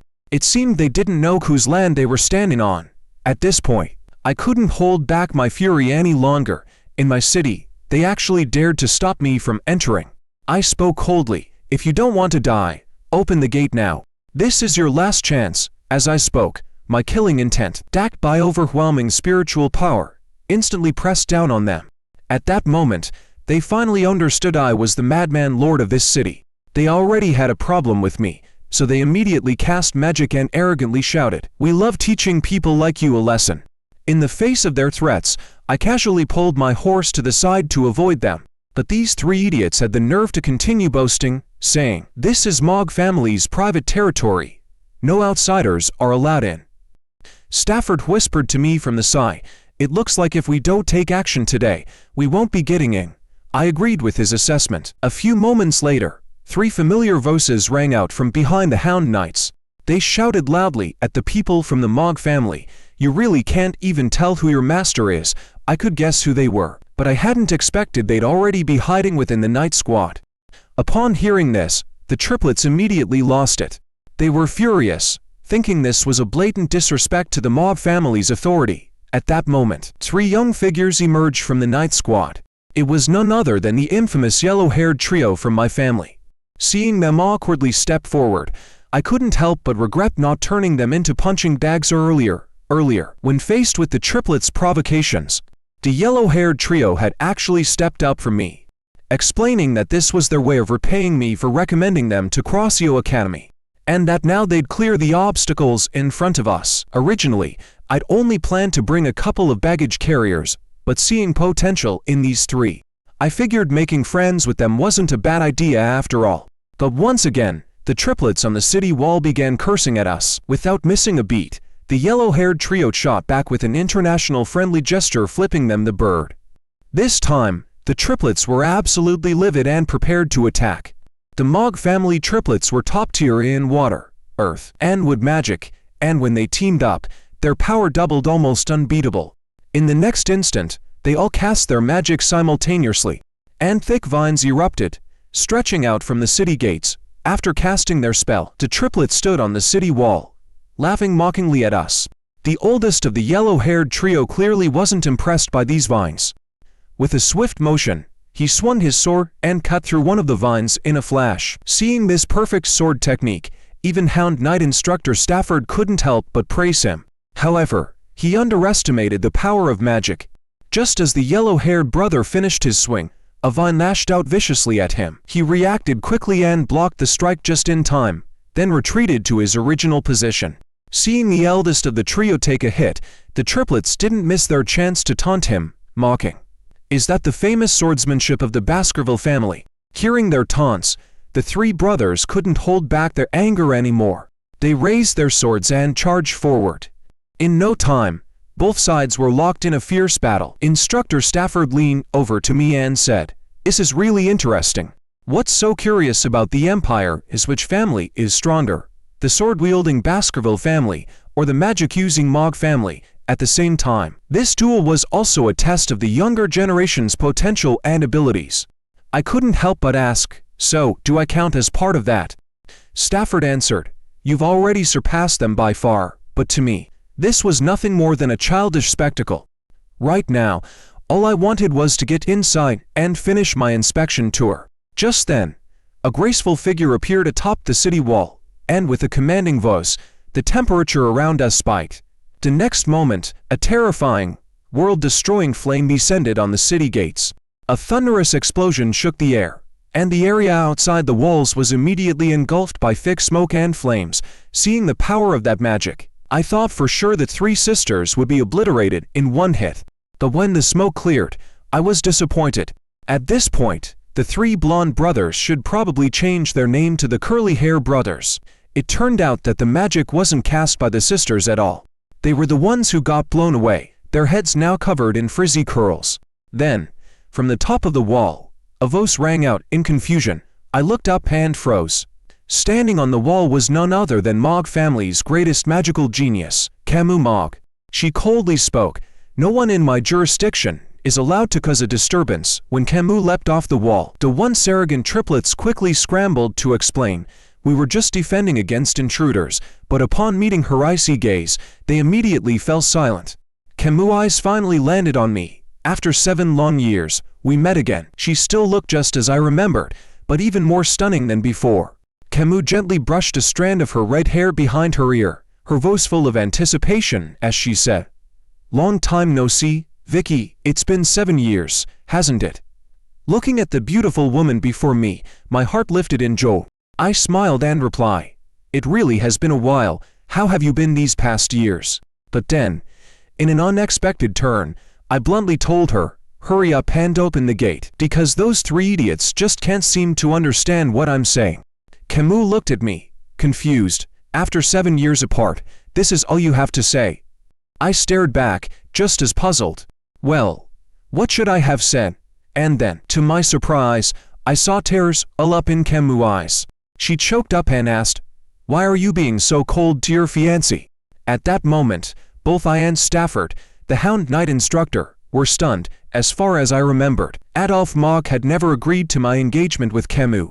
But in her eyes, I had passed the test set by Adolphe, so, as far as she was concerned, we were already engaged. Seeing her bashful expression, I suddenly felt lost, unsure of how to respond to her expectations. Thankfully, Camus didn't press me further. She quickly opened the gate. After instructing someone to lead the Hound Knights, Camus began talking to me about the ongoing struggle with the barbarians over the years. She, too, understood how formidable the barbarians were. However, she found it odd that the Baskerville family only sent me and a few young hounds to handle things.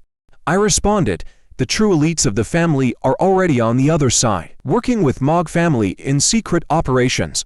As one of Mogg family's core members, you should already know this." Camus merely smiled lightly at my question. I realized she was just testing my standing within the family. She then asked me about the two major barbarian tribes, one of which is renowned for their extraordinary archery skills. In Red Mountain, the barbarians are divided into the Barlow tribe, known for their swordsmanship and archery, and the Locke tribe, which specializes in witchcraft and healing magic. After I answered, Camus seemed pleased but only gave me an 8 out of 10. I was confused. After all, her grading system is out of 100. She explained, "Your answer was too perfect. I prefer my men a little more clueless." I was left speechless by her explanation.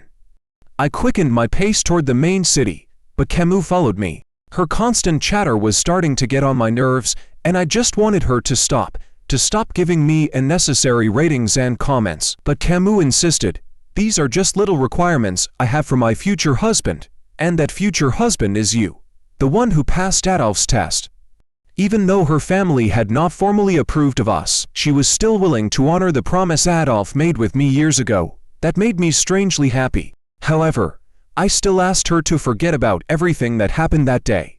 At my words, Camus lightly bit her lip and fell silent. Then, out of nowhere, she threw a tattered piece of clothing at my face, shouting, "I will never forget." As I looked down at the clothes in confusion, I unfolded them to understand what she meant. It turned out that this was the same piece of clothing I had draped over her 7 years ago. But, as I noticed the unpleasant odor coming from it, I couldn't help but wonder, had Camus never washed this thing in all these years? After some time, Camus took me to the newly built fortress in the inner city. This wall was designed to defend against barbarian attacks. Seeing the solid fortifications, I couldn't help but marvel at Mogg family's magical prowess. After all, such a large-scale project, if done by human labor, would probably take a year to complete. However, the wall was filled with deep craters, and I asked in confusion, "Did the barbarians do this?" Camus nodded and explained that the deep craters were left by the Barlow clan of the barbarians, whose archery had immense destructive power. She also mentioned that during the years of conflict with the barbarians, Adolphe had been accidentally shot in the chest by an arrow from the Barlow clan. I then told Camus about Hyogo's injury during his battle with the barbarians. It seems that the Barlow clan has some very strong individuals. What shocked Camus was that it had been a female archer from the Barlow clan who had injured Adolphe. At that moment, I couldn't help but wonder if Hugo and Adolphe might be targets of the same person.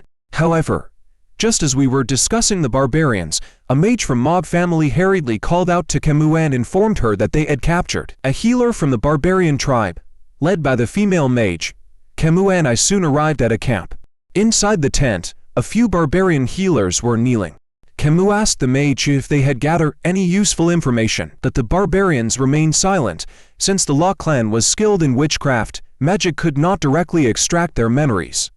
In a moment of desperation, Camus personally questioned the barbarians, wanting to know what had happened to the captives who were taken during the attack on the Mogg family fortress, especially her sister. Unfortunately, the barbarians' language was incomprehensible to them, and the translator station and there had died during the raid, leaving them with no valuable information. Seeing Camus so anxious, I quickly stepped forward and said I could understand some simple barbarian language. Camus was surprised when she heard that I knew the language. She then described her sister's appearance to me and asked me to inquire with the barbarians if they knew her whereabouts. Following Camus' description, I conveyed the message to one of the barbarian healers. However, the barbarian healer, Locke, merely gave me a cold, sinister smile. Then, he gave an answer that shocked me. I knew that this answer was likely the truth. With a heavy heart, I told Camus that her sister had been killed by the barbarians. Upon hearing this news, Camus's delicate face immediately twisted with rage. Her eyes widened, and her teeth clenched as if she couldn't believe her sister was truly gone. Then, in a cold and resolute voice, Camus declared, "As a member of the family council and the deputy consul of Mog family, I hereby sentence this one to immediate execution." In the next moment, a magic rock spike rapidly formed, and an overwhelming pressure descended on the barbarian. The spike, like a bolt of lightning, pierced through the barbarian's body. But for Camus, this was far from enough. She unleashed a blazing fire spell, and the flames erupted inside the barbarian, burning him alive. Camus vowed to eradicate every single barbarian. After the barbarian's death, Camus motioned for me to leave with her. At that moment, I understood why. In my previous life, Camus had wiped out the entire barbarian clan. Seeing her so furious, I couldn't help but worrying that she might take even more extreme actions, so I quickly followed her. As we stepped outside, Camus lost the imposing aura she had earlier. Her body started trembling uncontrollably. No matter how strong she was still just a 15-year-old girl. I gently comforted her, saying that she must have had a close bond with her sister. Camus answered through gritted teeth, her voice trembling. She was so kind, so gentle, completely different from the rest of the Mog family. Seeing her in so much pain, I softly said, "Don't be too sad, it will pass." I honestly didn't know what else to say to comfort her, and after thinking for a moment, those were the only words I could offer. However, Camus looked at me and asked, "Did you hide something from me earlier?" I realized I couldn't keep lying anymore. Even though she couldn't understand our words, she must have already guessed something. After all, the Locke tribe of the barbarians were cannibals, and eating prisoners was their custom. I nodded, confirming her suspicions. A single tear slowly slipped down her cheek. Her whole body shook as she bit her lip, trying to hold back her emotions. But soon, she couldn't control herself any longer. Tears poured from her eyes like a broken dam, and she collapsed to her knees, crying out in pain. She blamed herself for not being able to protect her sister. Seeing her in such agony, I wanted to comfort her, but I stopped myself.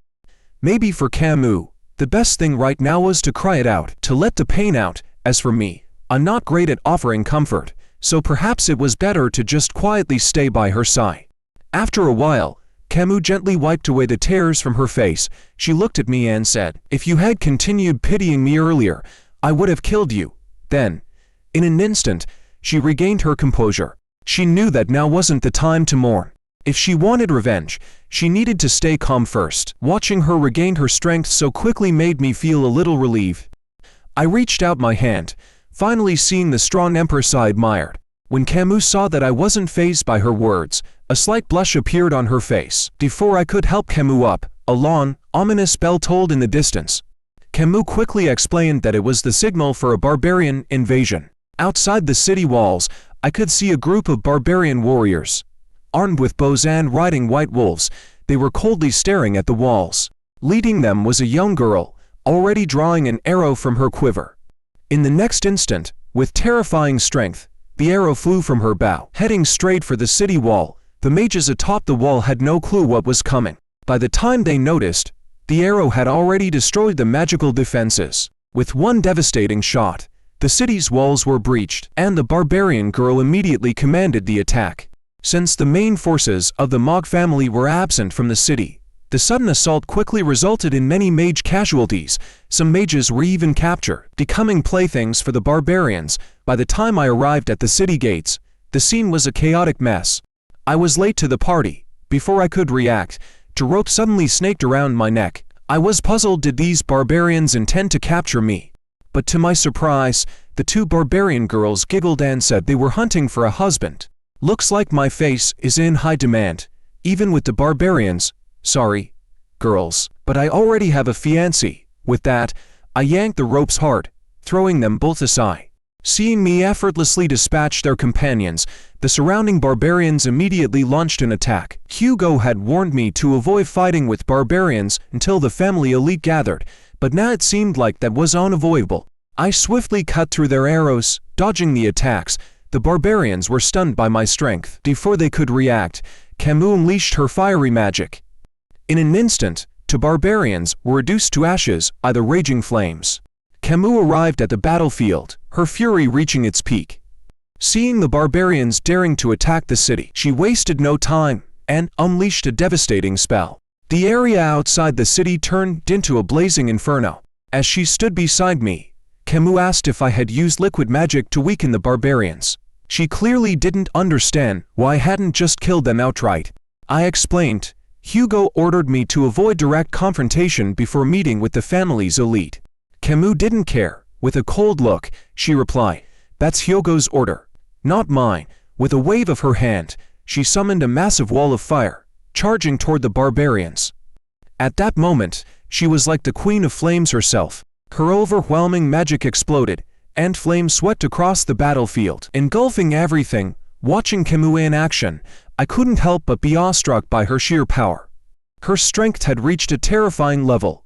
Against the barbarians who had killed her sister, each strike was fiercer than the last. But in her rage, she overlooked the hidden dangers. One barbarian, lurking in the shadows, successfully launched a sneak attack.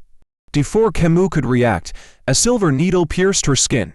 As the smoke from the explosion cleared, the attacker revealed themselves. Camus collapsed, her strength drained. Weakly, she whispered, "I've been poisoned. I can't move." Seeing her in such a vulnerable state, I sighed in frustration. "Your magic's strong, but your battle experience still needs work." Just then, the barbarian from earlier immediately threw out a rope, trying to bind Camus. How could I let that happen? I grabbed the flying rope and blocked his attack. I quickly told Camus, "The best choice now is to retreat. After all, our main forces aren't here." However, Camus rejected my suggestion. "If we retreat now, the slaves and farmers in the city will be slaughtered," she said, her eyes filled with determination. She also mentioned that she had to avenge her sister. There was no way she could leave. I understood her determination, but avoiding battle was the right choice now. But before I could say anything else, an arrow suddenly shot toward my neck. With instinctive reflexes, I barely avoided it, but the destructive power of the arrow made me realize that the attacker was from the Barlow clan, a formidable opponent. I hadn't noticed until now, but a barbarian archer had appeared at the top of a tent. Before I could react, the barbarian who had attacked Camus earlier suddenly appeared behind me, grabbing the weak, fallen Camus. Camus, panicking, shouted my name and called for help. Watching her being taken away right in front of me, my fury exploded. But the barbarian archer didn't give me a chance to rescue Camus. She raised her bow and launched a relentless barrage of arrows at me. Although her arrows didn't harm me, I was shocked that she was using about to fight me at close range. In that moment of distraction, she kicked me hard in the abdomen, making me realize I had underestimated her. This girl's fighting style was completely different from the other barbarians I had faced. As I debated whether to go all out and kill her, she suddenly spoke. "I told you, we will meet again." What shocked me even more was that she spoke fluent Imperial language. As I looked at her more carefully, it suddenly hit me she was the barbarian slave I had unintentionally saved at the auction house. Now, this beautiful girl, standing before me as a strong adversary, had become my opponent.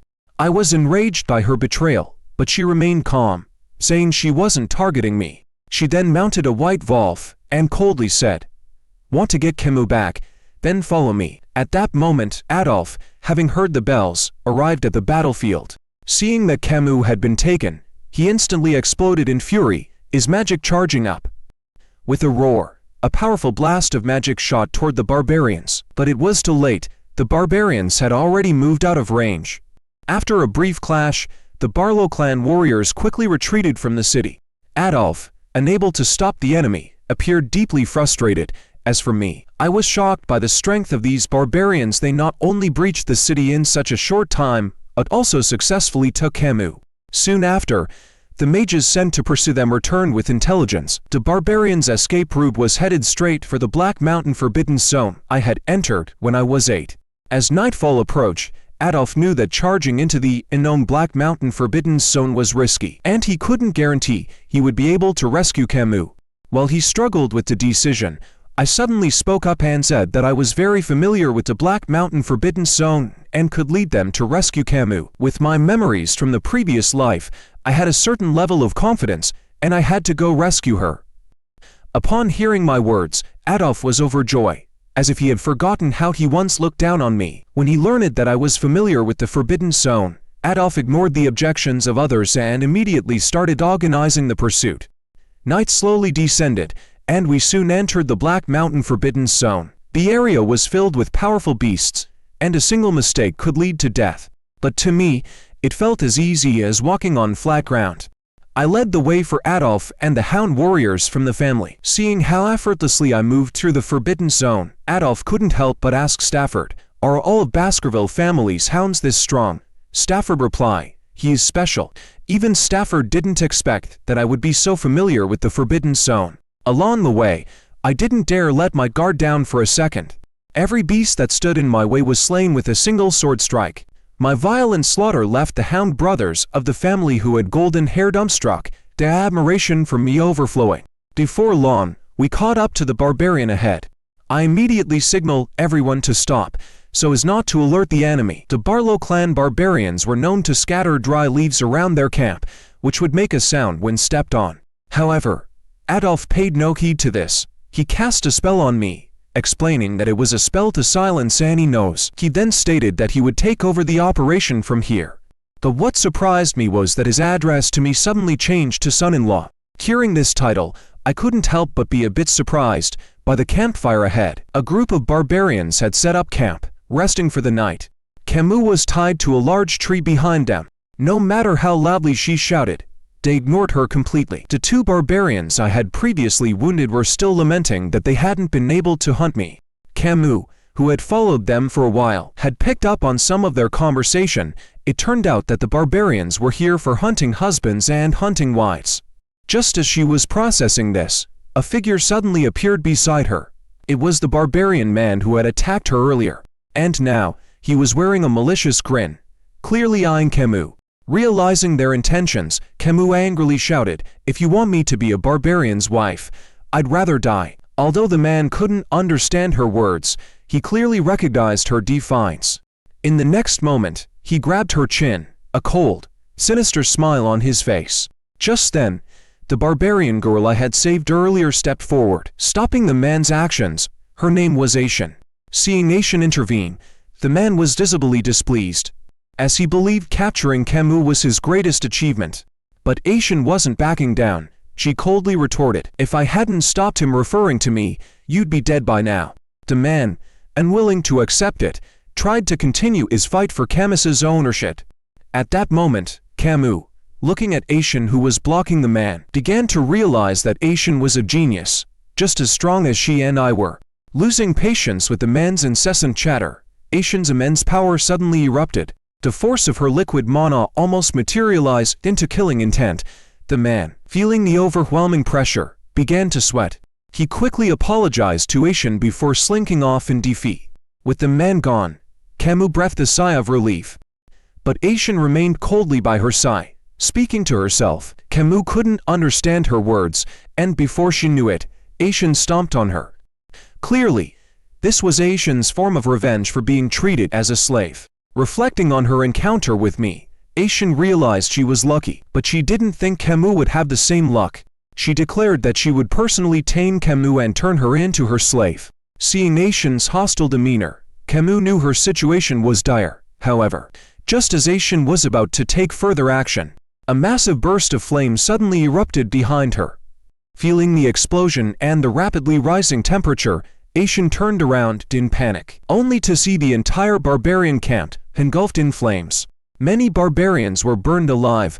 Amid the inferno, a figure slowly appeared, and his arrival instantly caught the attention of everyone around. His authoritative voice terrifying the barbarians into a standstill. Unlike the barbarians, who were frozen in fear, Camus, upon hearing the familiar voice, immediately recognized who it was, as the flames parted to reveal the figure. The person was none other than Adolf Mach, one of the 6 great mages of the Empire. Earlier, Adolf used his powerful magic to successfully subdue the entire barbarian camp. The shockwave from that moment gave the Hound and mages from the family a perfect opportunity to launch a sneak attack. Looking down at the chaos below, I realized this was the perfect moment to rescue Camus. However, the sight of the panicking barbarians made me suspicious. During the siege earlier, these barbarians had shown incredible organization. Yet now, they appeared disoriented and terrified. It turned out that the barbarians in the camp were extremely afraid of our intrusion into the Forbidden Black Mountain area during the night. Seeing them begin to flee in panic, Adolf immediately ordered a pursuit. At this point, Camus, still tied to the tree, looked down at the barbarians being slaughtered and softly muttered, "They totally deserve this." Just as she was savoring the moment, a sound came from behind. Startling her, she turned around in fear. Trying to figure out what it was me, sneaking up from behind the tree. To avoid being detected by the barbarians, I signaled Camus to stay quiet.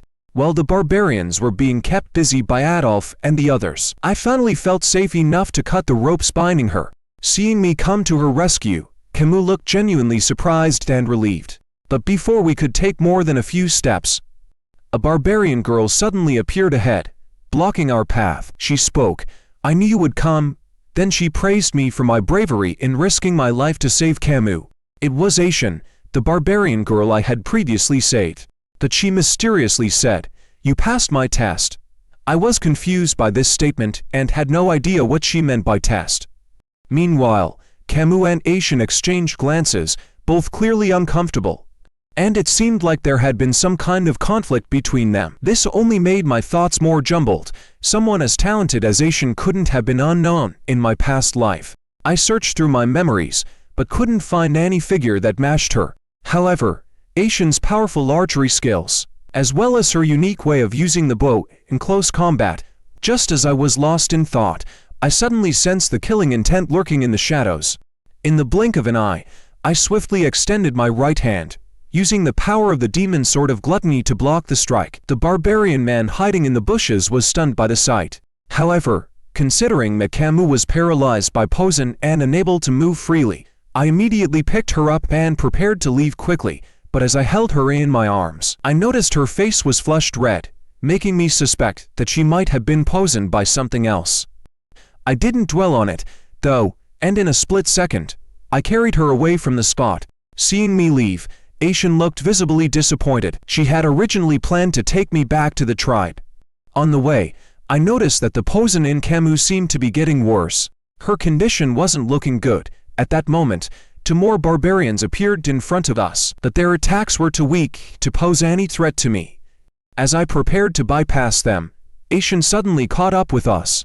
This time, she didn't say much. Instead, she immediately nocked an arrow. Powerful spiritual energy began to gather on her arrow as she pulled the bowstring back. In the next moment, she calmly urged me to let go of Camus. But before I could react, her arrow shot forward, packed with terrifying spiritual force, hurtling toward us. Facing this deadly threat, I decided to stop hiding my strength. I quickly retreated with Camus in my arms. Just as the arrow was about to strike her, an overwhelming magical force suddenly surged toward us. Countless ice balls instantly rose in the forest, freezing Asian's arrow mid-flight. It was Adolf, who had arrived just in time, casting a 7th-tier Imperial-level spell. Seeing the arrow frozen in front of me, Camus was so scared she couldn't speak. Adolf walked up to us, his voice filled with concern as he asked about her condition. I briefly explained, and Adolf immediately began casting a healing spell. Soon, he managed to purge most of the poison from Camus' body. However, the poisoning had already spread too deeply, so she would need more intensive treatment once we returned. Once she regained the ability to move freely, Camus eagerly ran up to me, hugging me tightly and gratefully thanking me for saving her once again. Just as we were about to take a short rest, a rope trap suddenly shot down from above. Seeing she couldn't kill Camus, Asian decided to forcibly take me back to the tribe. But no matter how hard she tried, I remained completely still. She hastily told me she didn't have time to waste anymore. I broke the rope with a snap, my curiosity piqued by her words. Why did she say she was out of time? Like those warriors from the Barlow clan, she had seemed eager to leave as soon as the battle started. Was there something here that even the Barlow clan feared? At that moment, a massive oppressive force began slowly approaching from the forest nearby. Aishin's face showed an unprecedented fear, and she seemed to be muttering something under her breath. At the same time, my demon sort of gluttony began to stir. It seemed unusually hungry, yet it also gave me a warning, as though a powerful magical beast was closing in. Seeing Aishin's panic, I finally understood. What the barbarians truly fear was the approaching beast. In her terror, she uttered the beast's name. Just as Aishin cried out, a gigantic claw shot into the sky. Her words reminded me of the creature, the legendary eight-legged Spider King. The barbarians who were still fleeing were now completely panicked, and as the 8 massive claws spread open, I suddenly recalled the terror it had brought me in my past life. Adolf was also shocked, because this monster shouldn't be here. This creature, the 8-legged Spider King, was at the very top of the Forbidden Zone, a legendary world-destroying beast. Its appearance sent a cold chill through everyone's heart. The 8-legged Spider King had fully descended, its overwhelming pressure making everyone fear. Camus screamed in fright, but I quickly covered her mouth. With such a gigantic beast, it was best not to attract its attention. In my past life, I had battled in the Black Mountain for years, and had heard terrifying legends of the 8-legged Spider King from the natives. I never imagined that in this life, I would encounter it again. The 8-legged Spider King is a top-tier magical beast, capable of destroying entire nations. Its venomous spit is extremely corrosive, but even if we remained silent, it launched an indiscriminate attack. In an instant, countless venomous projectiles flew toward us, and fortunately, we weren't injured. However, the nearby barbarian wasn't so lucky. The man who had kidnapped Camus was struck by the venom. His hair corroded away. The next moment, Aishin quickly cut off his hair with a sword, warning him not to scream in front of the 8-legged Spider King. Then, she turned back to face the massive beast, clearly no longer wishing to stay.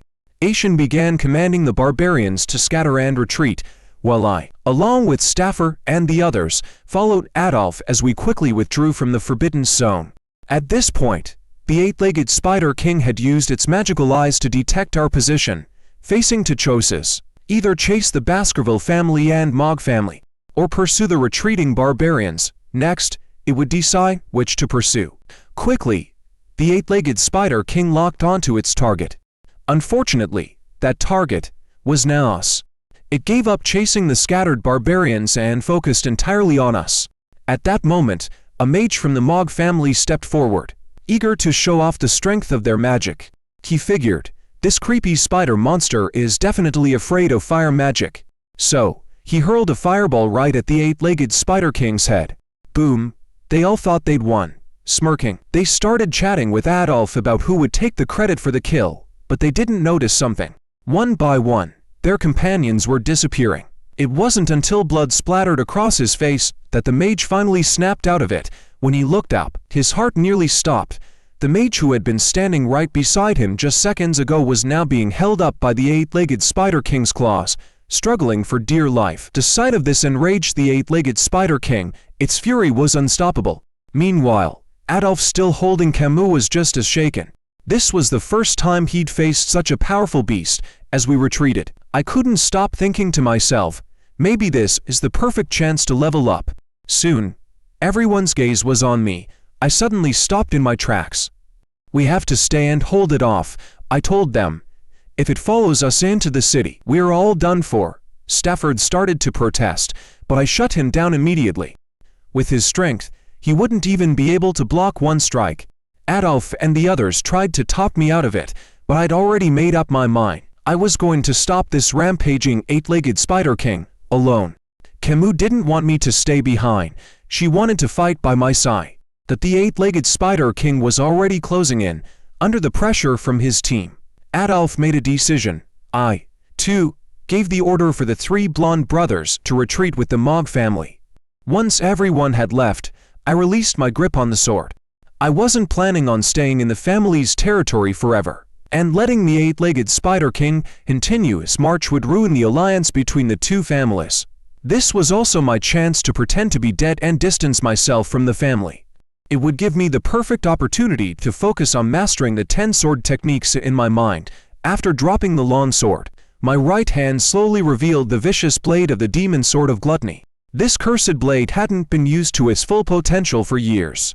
Maybe it was starting to feel a little lonely, but this time, I was going all out. If I didn't give it my all, today could truly be my last battle. I looked ahead at the 8-legged Spider King once again. This time, I completely shifted my aura. My battle intent surged, reaching its peak. In this life, I'd received the blessings of the river of the underworld. I mastered the sword techniques I'd always dreamed of and even wielded the demon sword of gluttony. For so many years, I'd been hiding too much, almost forgetting how powerful I truly was. So today, you'll be the one to feel the full force of my fury. In the blink of an eye, I leapt onto the 8-legged Spider King's head, with it beneath me. I quickly channeled all my strength into the magic sword. It finally noticed me and let out a deafening roar, but how could that scare me? With all my power focused to the limit, I swung the demon sword of gluttony straight for its head. In an instant, the collision was violent. Under the pressure I exerted, its 8 legs began to shake uncontrollably. Finally, the 8-legged Spider King couldn't withstand my full force strike and was slammed deep into the ground. As we collided, a massive burst of energy exploded throughout the forbidden zone. The next second, the energy radiated in every direction. The terrifying magic power swept through the entire forest. Even the people retreating in the distance could feel this overwhelming presence. Looking at the blood-red sky, Camus stopped struggling. She stared blankly at the direction I was in. But when she came to her senses, her eyes were filled with tears, and they completely welled up in her gaze. A woman from the Barlow tribe was leading a group of slaves, and to my surprise, I recognized some of their faces. They had captured members of my family and even a few mages from the Mog family, but what puzzled me was, why wasn't I in their group? At that moment, I heard a voice from behind. A Barlow man called out to me, "You can speak barbarian, right?" I had a vague memory of him. He was the one who only relied on throwing hidden weapons. He sneered and said, "You should be thankful you didn't go with them. Otherwise, your fate would have been a dead end." Then, with a cold smile, he asked, "How does it feel, watching your friends die?" He paused, then cruelly added, "If you weren't the captain's pet dog, I would have cooked you by now." The words pet dog hit me like a slap to the face. It felt just like I was still under Hyogo's control, being treated like a pawn, tossed around at his whim. In that instant, the anger I had buried deep inside exploded. "You worthless fools, do you really think you can treat me like a dog?" I glared at him, my eyes burning with bloody rage. For a moment, the Barlow man actually froze, taken aback by my fierce glare, but soon, he regained his composure and, without warning, punched me square in the face. I was knocked to the ground, and he casually tossed a final remark over his shoulder. "Follow the rope to find your master." With that, he turned and walked away. As I watched him leave, a silent vow burned in my chest. "Once I recover, I'll make you pay 10 times over." After resting for a while, I decided to see who this so-called master was. But to my shock, the rope around my neck was much longer than I'd expected. After walking for what felt like forever, I finally sensed that the owner of the rope was just ahead. Suddenly, the rope around my neck jerked. I followed the tug and looked up. In a nearby pond, a young girl was rising from the water, her eyes locked onto mine. It was Aishin, the barbarian slave I once saved. So, it was her holding the other end of the rope. Our gazes met, and for a moment, I was speechless. But then Aishin suddenly smiled and said, "Get down." I froze, not really understanding what she meant. When she saw I wasn't reacting, she quickly yanked me down with all her strength. Just then, an arrow zipped overhead, sinking deep into the tree behind us.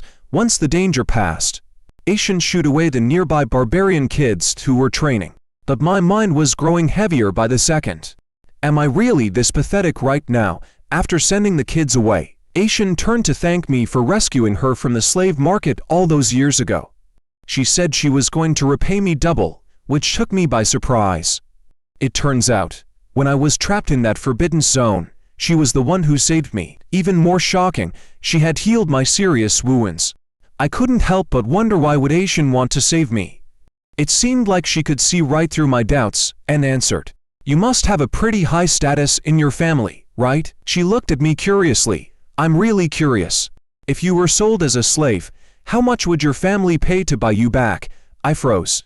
If she really negotiates with my family, does that mean all my efforts have been for nothing? While I was lost in thought, Aishin seemed absolutely thrilled. She told me she wasn't going to let me go back. She planned to keep me as her personal slave. Then, with a mischievous grin, she added, "First things first, call me master." I immediately rejected, thinking to myself, if I have to call her that, I'd rather die right here. Aishin seemed to enjoy my stubbornness. She laughed and then said, "Get ready. We're going somewhere." Confused, I asked, "Where are we going?" She smiled and replied, "Now that you're in Barlow territory, we have to go pay a visit to our leader."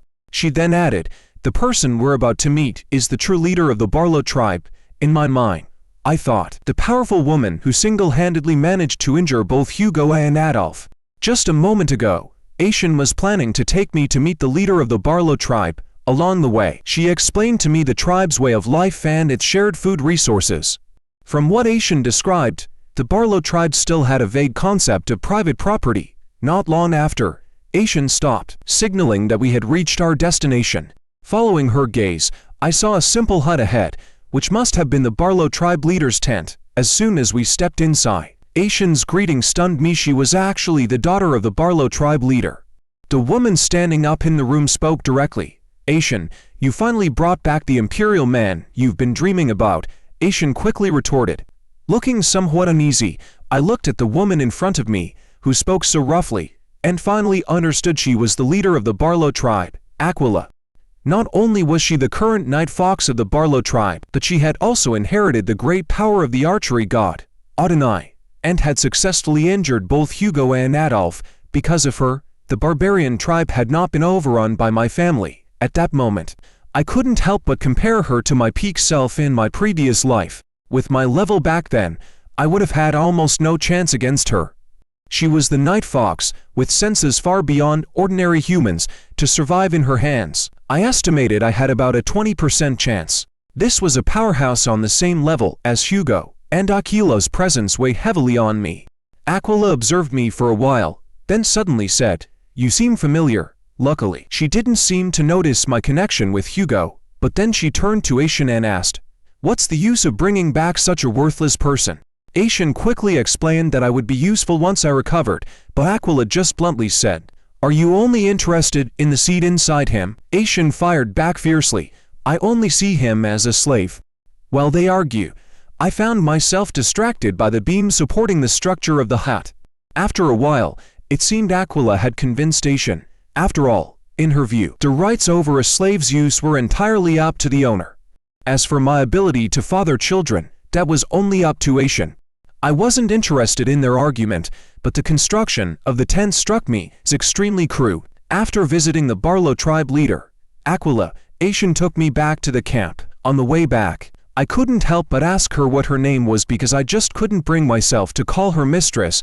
Aishin was a bit surprised but told me her name. Then, I introduced myself and asked her what she planned to do with me next.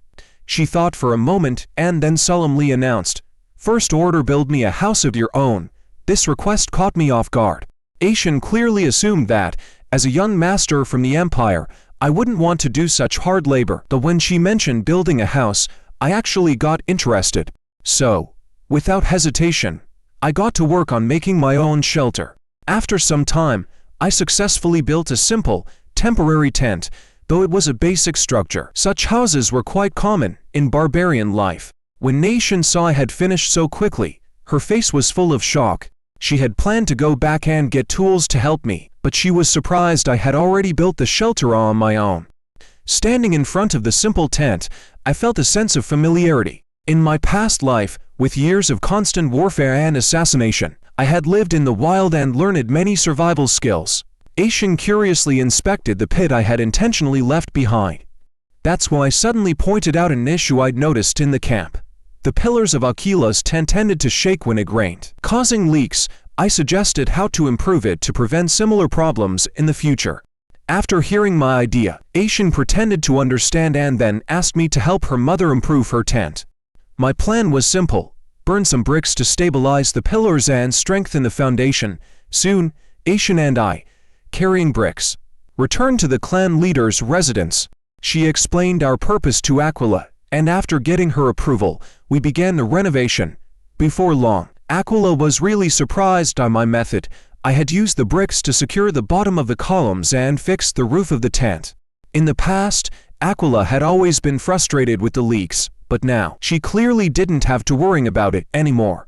Aquila gruffly praised Aishin, calling her lucky to have found such a useful dog, and even told me to regularly take care of the cat chores. A few days later, I was doing what a slave should do, washing their clothes. But suddenly, Aishin asked me if being a slave was tiring and teased whether I wanted to get rid of the slave title. I replied that it wasn't hard work and there was nothing to complain about, but she clearly thought that was just the typical complaint of a slave. Aishin believed that washing clothes and sweeping were miserable tasks and that I should be more eager to escape my current situation. She then said, "If you follow my method, you might just be able to get rid of that rope around your neck." I immediately looked at her. The rope around my neck annoyed me to no end. Seeing my reaction, Aishin was even more convinced that I didn't enjoy these menial tasks. She suggested I go hunting instead, since recently, the Barlow clan had been running low on game, and even the barbarian children hadn't had any meat to eat. She thought that if I could bring back enough game, I might be able to rid myself of my slave status. She also added, now that I could move freely, she invited me to join her on a hunt. Aishin confidently told me she was the captain of the hunting party and that, as her slave, I was quite lucky. Hearing that I might finally get a chance at freedom, I immediately agreed to go with her. Aishin's face, however, showed a hint of shyness. When I asked her why, she quickly changed the subject, saying, "We leave tomorrow." As we headed out, I noticed the barbarian man behind us staring with a dark, stormy expression. He was clearly getting more and more annoyed at the sight of me and Aishin joking around. Before we could set off, there was a small ritual we had to go through. We had to have a charcoal mark painted on us by a nearby shaman. Apparently, this was a tradition of the Barlow clan. They felt guilty for killing too many animals, so the charcoal marks were a way of hiding their sins. While the barbarians around us didn't seem too bothered by it, I found it kind of odd. Looks like shamans, those with no real power, are a thing everywhere. A while later, the shaman finished marking Aishin with the charcoal. I couldn't help but laugh at how ridiculous she looked. She explained that she had a bad relationship with the shaman, and he was just messing with her. After wiping the charcoal off, Aishin handed me a collar to wear. It looked more like a dog's collar to me, but she told me it was a protective piece for the neck, something the Barlow clan uses. Seeing that everyone else wore one, I figured it was better to just go along with it and blend in. So, I put the collar on, and we set off together. Aishin reminded me that holding onto her waist would be safer. As White Wolf galloped forward, I quickly regretted not grabbing her. She sat calmly on top, quietly laughing, while I had just fallen off the beast's back. Now I understood why she wanted me to hold her waist. After I fell, a familiar figure approached. From what I'd learned over the past few days, his name was Axon, and it seemed the previous shaman was his grandfather. Seeing him, Aishin jumped off her mount. I could tell from the way he looked at us that he was angry we were sitting together, and he stubbornly said something about wanting to steal the captain's spot. But his words only earned him a mocking laugh from Aishin. What pissed me off, though, was that he vented his anger on me. Without warning, he kicked me hard in the head. I was too weak to resist and fell straight to the ground. Axon sneered and said that someone like me, a slave, didn't deserve to wear a hunter's gear. Then he asked Aishin why she chose me as her assistant. At that moment, Aishin reminded him to check his waist. Axon looked down, only to realize his quiver was gone. Slowly getting up from the ground, I mocked, "As a warrior of the Barlow tribe, you're not much without your arrows." Axon stared at me in disbelief, unable to figure out when I'd taken his quiver. In his rage, he lunged at me again, but this time, Aishin didn't just stand by, she immediately stepped in to stop him. With a dark look on her face, she asked Axon if he was challenging her by laying a hand on her slave. Axon, furious, asked Aishin if she had developed feelings for me. After a long silence, Aishin sighed and replied with a hint of resignation, "A slave deserves punishment if they make mistakes, but I'm his master. Any punishment should come from me." Before I could process her words, Aishin suddenly punched me square in the face. She was so fast that even Axon was stunned. Blood splattered as I crumpled to the ground. Watching me fall, Aishin coldly asked, "Satisfied now?" Aishin knew that Axon was angry because I had rescued Camus, but she made it clear that she wanted to put an end to it. "I'm his exclusive master," she emphasized. "If anyone punishes him without my permission, I'll make sure they pay for it." Axon fell silent for a moment before storming off without saying another word. I silently lay on the grass, relieved that the whole drama had finally ended. The atmosphere between Aishin and me now felt strangely quiet. After a while, she couldn't hold it in anymore and asked, "Does your face still hurt?" I didn't respond, so she quickly added, "I had to do that to get rid of people like Axon." I didn't blame her. I just softly said, "Yeah, it does hurt a bit." My casual reply seemed to send Aishin into a panic. She spun around, her face full of concern. "Is it really that bad? Are you going to have scars?" Although the pain was much lighter than before, her reaction caught me off guard. Then, to my surprise, Aishin leaned in and kissed the wound on my face. For a split second, her lips were there, and when she pulled away, her face turned as red as a tomato. She immediately looked away, too embarrassed to meet my gaze. I couldn't help but wonder, do barbarians have some tradition of kissing wounds to heal them? A while later, Aishin's blush finally faded. She spoke softly, "Now, I can promise you one thing. As long as it's within my power, I'll do it." I perked up immediately. "Anything I want." She nodded, and with that, I started thinking about what to ask for. But Aishin seemed to be getting nervous, her mind already racing with possibilities. When Ashley spoke up again, she was watching me with a mix of anticipation and anxiety. To her surprise, my request wasn't what she expected. I asked her to teach me archery. Her face fell slightly, disappointment flashing across it, but she still smiled and said, "All right, I'll start teaching you tomorrow." So, Aishin started teaching me archery during the hunt. But with her constantly close by, I was getting distracted, and every arrow I shot missed a mark. When Aishin laughed at my poor aim, White Wolf suddenly spotted a target, a magical beast. But with my injury still bothering me, my strength gave out, and I collapsed to the ground. Despite that, Aishin wasn't about to let me rest. She insisted we go see the target that White Wolf had found. A few moments later, we arrived at a river. Aishin explained that, at this time of year, the river was full of migrating salmon, drawing in all kinds of predators, and ahead of us was one of them, a bull bear. This bull bear was different from the ones my family had fought before. It was a female bull bear with top-tier bloodlines.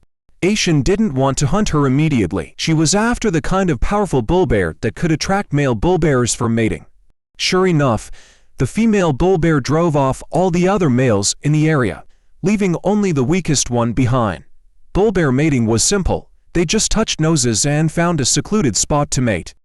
I didn't get it. Why choose a mate weaker than herself? Aishin patiently explained that bull bears in this forbidden zone had a strange habit. They preferred weaker mates because they were easier to control. Then she added that it was similar to how we of the Barlow clan chose our mates, weak on the outside, but with strong, healthy offspring. I went silent for a moment, wondering if she was hinting at me. After the bull bear wandered a bit farther, we followed its tracks. The raw, primal sounds from the cave immediately made me stop in my tracks. I had expected it to end that day. But instead, we ended up listening to 3 full days of mating noises. During those 3 days, Aishin and I made sure to keep the bull bears well fed to encourage them to continue mating.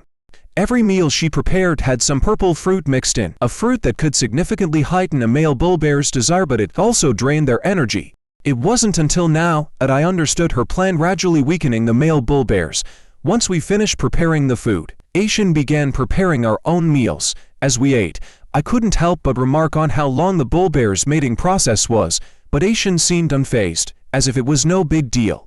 Her words almost made me choke on my food. She laughed at me, saying, "All the men in our Barlow clan can last this long. Only the bookworms from your empire would be this useless." Then she teased me, asking, "Can you do it?" Before I could answer, the sounds from the cave caught our attention again. The mating had finally ended, but compared to the female bull bear, the male bull bear was completely drained. After receiving the seed, the female bull bear unceremoniously kicked the male out of her territory. The weaker male bull bear could only retreat in shame. In the bull bear world, once mating is over, the two become predators and competitors.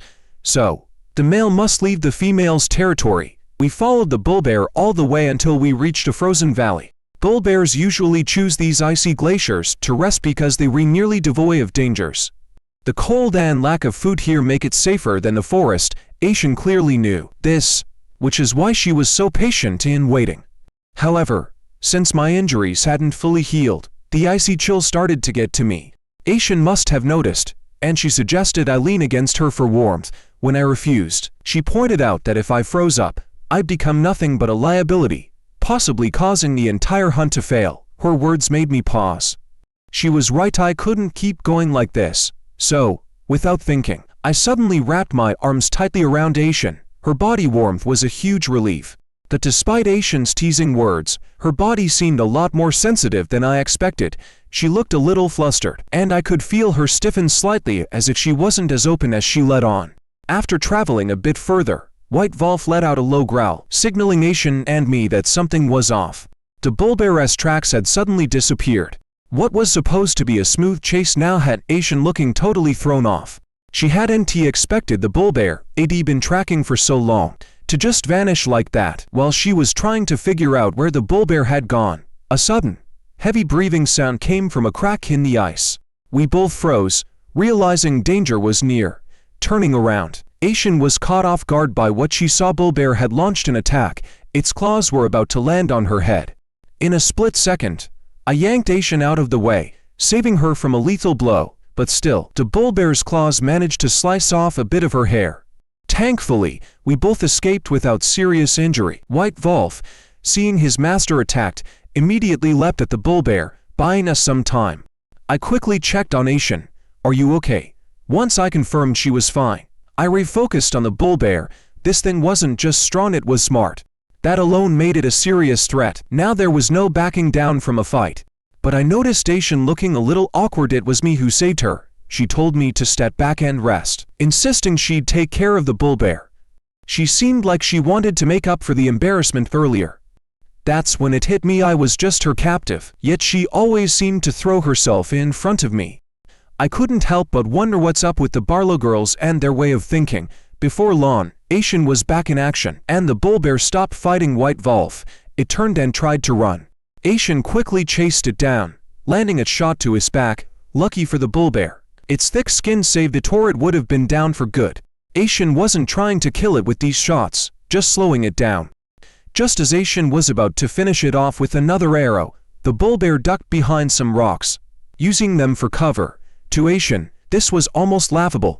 Her skill with the bow had reached such a level that piercing steel was no problem for her. Not wanting to pierce a leaf, she could do that too. Then, in a flash, an arrow shot from her bow, perfectly aimed at the rocks. But just before it hit, the arrow was deflected like a tow. I thought she'd messed up, but then something incredible happened. The sheer force of the arrow blasted right through the rock and hit the bull bear with such power that it nearly split it in half. The bull bear let out a roar and collapsed, blood spilling from its mouth. I stood frozen, shocked by what I had just seen. The arrow didn't even damage the rock, but it hit the bull bear with pinpoint precision. The power behind that shot was beyond anything I could have imagined. Asian's control over her bow was insane. As if she could sense my surprise, Asian turned and gave me a proud smile. Despite the lethal arrow having already wounded the bull bear, it still didn't die. Instead, it was completely enraged and charged at Asian like a wild beast. Facing this fearless bull bear, Asian didn't hesitate. She shot several arrows, turning it into a porcupine. But even on the brink of death, the bull bear didn't stop. Asian began to realize that the bull bear had severely underestimated her archery skills. Her arrows could pierce through castle walls. In the next moment, a fatal arrow was fired, but the bull bear still didn't back down. In fact, it managed to dodge the shot. The situation in front of Asian almost made her believe she was dreaming. The bull bear was now right on top of her. Although she barely dodged its attack, she still crashed hard to the ground. That's when she remembered her mother's advice. The closer a beast gets to death, the sharper its senses become. It can even read the intent to kill in a human's eyes. Aishing realized she had been too careless, thinking victory was in the bag without leaving enough distance between them. At that moment, the bull bear fixed its hungry gaze on her, opening its enormous mouth, ready to devour Asian whole. Just when she thought she was done for, I suddenly broke through her thoughts with a cold laugh. I've had enough rest, now, it's my turn. Before she could react, I charged straight at the bullbear with nothing but my bare hands. The next second, a terrifying power exploded from me. The long-dormant demon sword of gluttony reappeared, bearing its vicious fangs. In an instant, a fierce, rose-like flame engulfed the bullbear, flames roaring like a high-tier skill from the infernal Cerberus, instantly scorching it. As the fiery sparks faded into the air, Asian stared in disbelief. When the flames died down, the bullbear was left charred, nearly well done. After confirming it was dead, I slowly sheathed my sword. Asian looked at me with a mixture of awe and amazement. But just as she looked at me, I suddenly felt drained, my strength completely sapped. My body went limp, and before I could react, I blacked out and collapsed to the ground. Asian was startled by my sudden fall. Meanwhile, the barbarians of the Barlow clan were all gathered, cheering for Axon. The game he brought back was the biggest so far, enough to feed the whole tribe. Axon was loving the praise.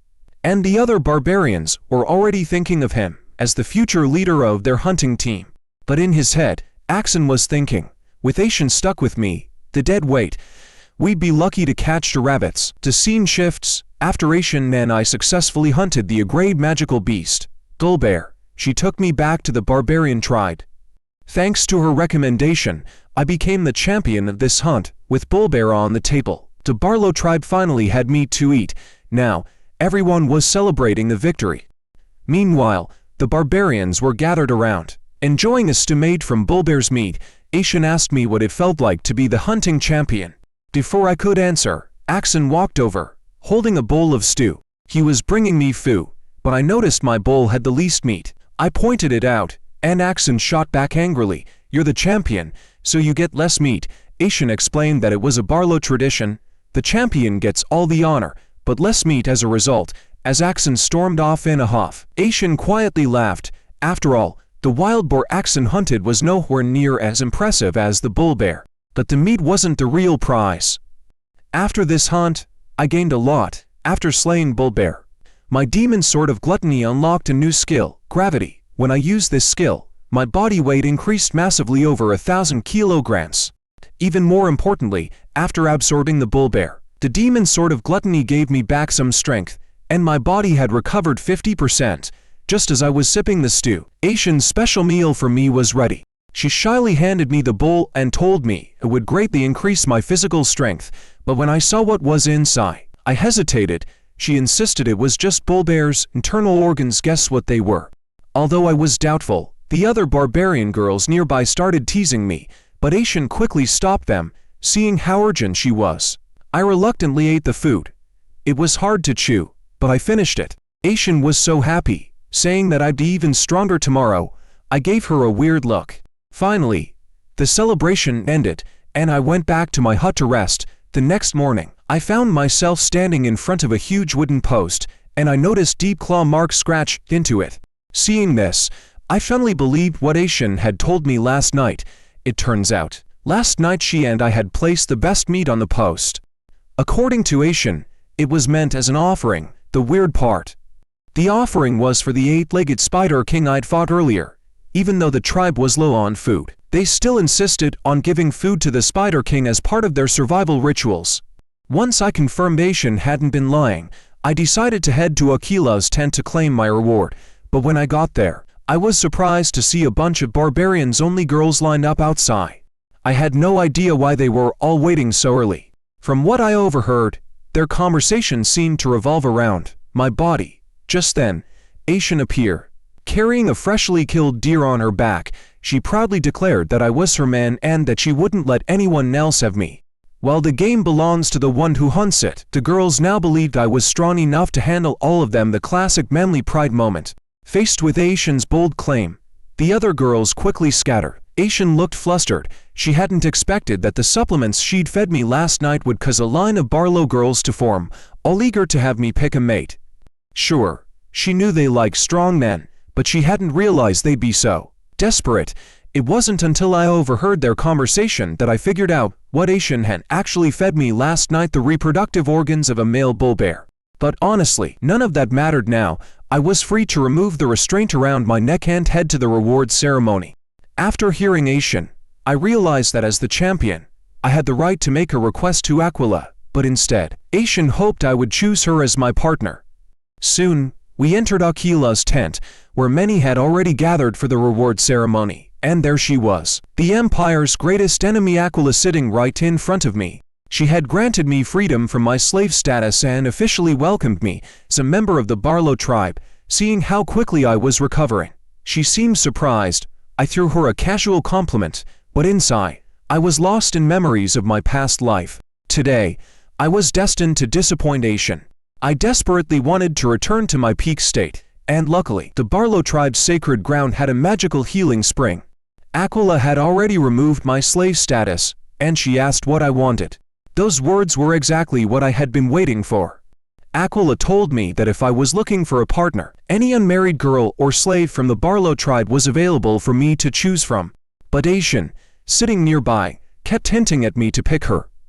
I appreciated her care, but after thinking for a moment, I decided to try and see if I could enter the sacred ground.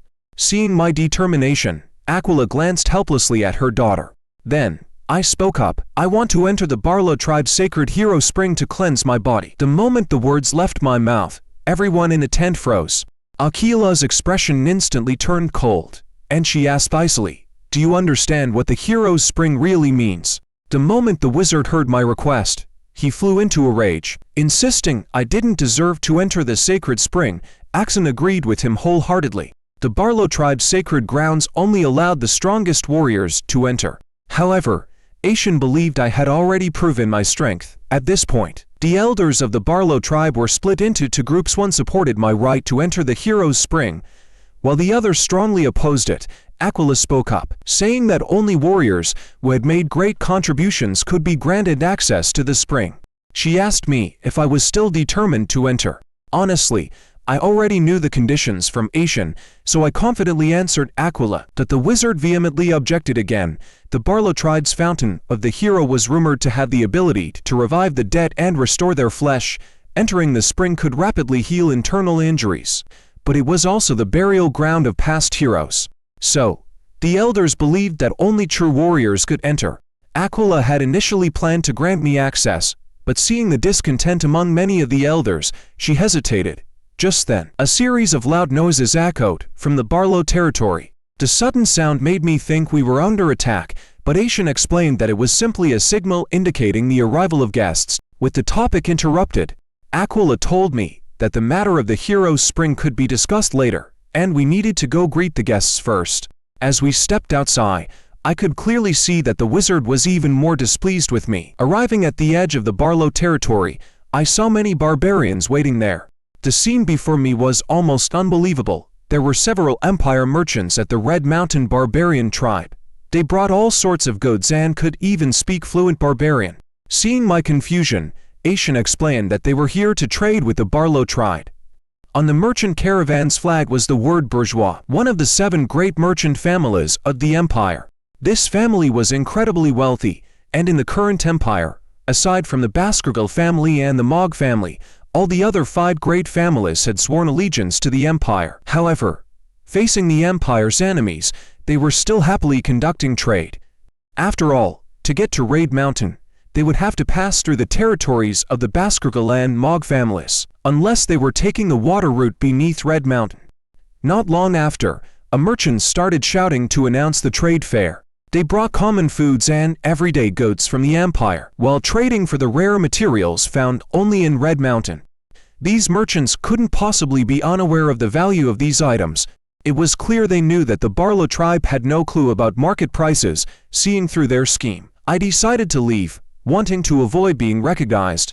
But Aishin's loud voice stopped me in my tracks. She was haggling with the merchants, arguing that trading a single ear of corn for a diamond was completely unfair. I had thought that at least someone in the Barlow tribe would have some knowledge of trade, but to my surprise, Aishin was just trying to get one more ear of corn. I stared at her, speechless. The surrounding barbarians quickly followed Aishin's lead, demanding that the merchants give them more food. The merchants pretended to hesitate for a moment, then agreed to their demands. The Barlow tribe warriors now with double the vegetables, thought they'd hit the jackpot. Meanwhile, behind their backs, the merchants were laughing at the barbarians' ignorance. Then, a girl came forward with a caterpillar, trying to trade it. But the merchant immediately rejected her offer. She was trying to trade a sleep-paid glass ball, but to the merchant, the caterpillar was worthless. He cruelly swatted it away, as the girl sat on the ground, crying. The merchant switched to imperial language and said that if they could capture her and sell her as a slave, it would be a nice commission. Upon hearing this, I immediately called out to the merchant, asking if he planned to sell the girl into slavery. The merchant immediately apologized, clearly surprised that someone in the Barlow tribe spoke imperial. At this point, Asian noticed the paint all over me and looked at me curiously. I told her that today's trade was completely unfair and that it should be cancelled immediately. Hearing our argument, everyone stopped what they were doing. The merchants looked at me with suspicion, defending themselves by claiming that this trade fair was approved by the forest god. I didn't hesitate to point out that the crops they brought were nothing more than cheap goods from the empire, while the rare materials they were trading could be sold for sky-high prices. This whole trade fair had become a scam, with the merchants deceiving the Barlow tribe, even openly talking about capturing Barlow children to sell them. The merchants were stunned when they realized I knew so much about the market. I then told Asian that the so-called sleep-paid glass balls were actually filled with hallucinogenic poison.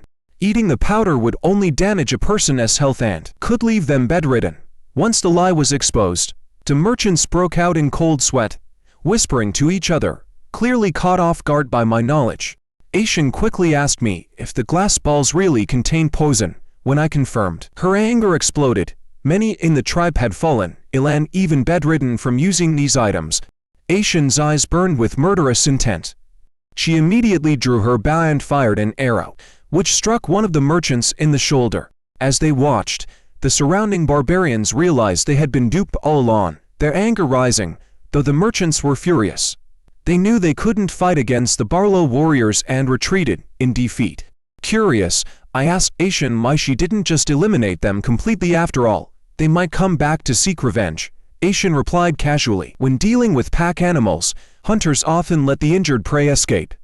The fleeing prey will seek refuge, and when that happens, we'll be able to deal with them once and for all. The merchants fled back to their camp, where many mercenaries were waiting to protect them. One of the mercenary leaders, seeing the merchants in such a sorry state, sneered, "We should have just conquered the barbarians by force from the start." But the merchants weren't so sure.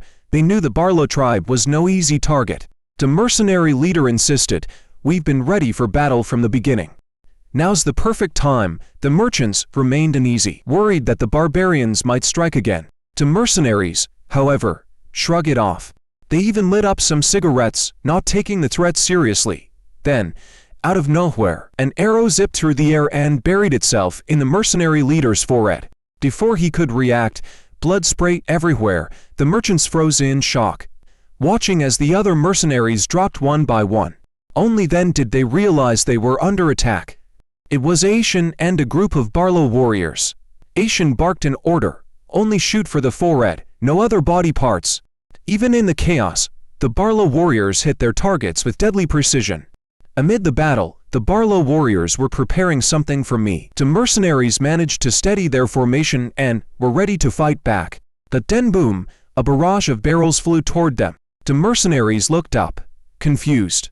Why were the barbarians throwing so many barrels? As soon as flaming arrows struck the barrels, the mercenaries realized what was happening. The barrels exploded, and fire poured through the entire forest. Many mercenaries screamed as they were engulfed by the flames, their skin burning. The merchants, hiding in the shadows, watched in horror, beginning to question their decision to trade with the Barlow tribe. By now, I had silently crept up behind one of them. The sound of my footsteps made the merchant panic. As I stepped into his view, he recognized me, the one who had disrupted the trade earlier today. Instead of begging for his life, he threatened me, "If you kill me, you'll regret it. I've made deals with the Barlow tribe shamans, and I have a protection letter from the Baskerville family's deputy city lord. If you kill me, the Baskerville family will come after you." I coldly reply, "I've never signed anything like that." The merchant's eyes widened. Now he understood why I was so familiar with the pricing of their goods earlier. Before he could even speak my name, I let loose an arrow that pierced his heart, Seeing my face, he knew it was his end. And forging a Baskerville family seal, that's a death sentence. After the first killed the merchant, Asian quickly mounted White Wolf and signaled for me to follow. We retreated with the Barlow warriors, moving quickly. The mercenaries, realizing the barbarian attack had suddenly weakened, looked around then noticed we were escaping. They immediately began preparing to pursue us. Just as the mercenaries were about to counterattack, a massive claw shot out of nowhere. In the blink of an eye, the eight-legged Spider King appeared again, its destructive power turning the entire area to ash. Thankfully, we had already moved out of range, so we weren't caught in the blast. Asian complimented my strategy. The fire attack not only worked but also pissed off the eight-legged Spider King, making it take care of our enemies without any casualties on our side. I silently watched the Spider King's one-sided massacre. Even though I had faced it once before, seeing it in action again made me feel the full weight of its terrifying power. A few days later, we arrived at Akila's camp. She pushed through all objections and announced that I could enter the Fountain of the Hero. She believed I deserved it. Not only had I solved the food crisis, uncovered the root of the illness affecting the Barlow warriors, but I had also exposed and dealt with the merchants who had been deceiving the tribe for so long. I had truly earned the title of hero. Coincidentally, today was a full moon, and Aquila ordered Asian to take me to the Fountain of the Hero. Asian happily slung her arm around my shoulder and teasingly mentioned and the old shaman. His job was supposed to be breaking curses for sick warriors, but with me around, he'd almost become obsolete. Asian's teasing made me realize something. Based on what the merchant said before he died, it seemed like the Barlow tribe's shamans and those merchants might be connected in some way. But right now, the most important thing was healing in the Fountain of the Hero. The spring was not far from the tribe, so it didn't take long before Asian led me to the sacred area. After spending so many days with the Barlow tribe, I finally felt relaxed for the first time. The effects of the healing spring were exactly as Asian had described. No sooner had I submerged myself in the water than I could feel my shattered bones slowly mending, while the effects weren't as powerful as the river of the underworld from Baskerville family. The advantage of this spring was that there was no age restriction. However, a question lingered in my mind. Aquila had only granted me permission to enter the Fountain of the Hero, but somehow Asian had joined me in the spring. When I questioned her about it, she shrugged it off and started telling me the story behind the spring. She explained that it was discovered by Adonai, a legendary warrior of the Barlow tribe. Adonai was the only one in Barlow history who could fight alongside the eight-legged Spider King. I was skeptical of her story. Sensing my doubt, Asian grew a little annoyed and stopped talking about Adonai. For the moment, it was just the two of us, alone together. After a while, I noticed Asian's face turning red. She looked at my handsome face and well-built body, and memories of everything we had been through together started flooding her mind. In that moment, all she saw was me. She was thoroughly enjoying the feeling of possessing me. Even though I didn't respond, Asian seemed perfectly fine with it. The silence stretched a little too long, so Asian decided to bring up the trading event again. She confessed that she knew the merchants were making huge profits and that diamonds were much more valuable than corn. Curious, I asked her if she knew the real price of diamonds. Her response nearly made me burst out laughing. In her mind, 1 diamond was about the equivalent of 20 corn cobs. I couldn't help but chuckle and told her, 1 diamond could buy you a lifetime of corn. Asian froze, shocked, and the anger she felt toward those merchants only grew stronger. She quickly covered her mouth, realizing she had just exposed how little she knew about the real value of the goods. After discussing the trade, I began to wonder how she would refer to me in the future. Would she continue calling me slave, or would she just call me by my name? I didn't like the former at all. Asian stood up, slowly walked over to me, and then, with a dominant gesture, grabbed my chin and said, "Today, I'm going to make you clear."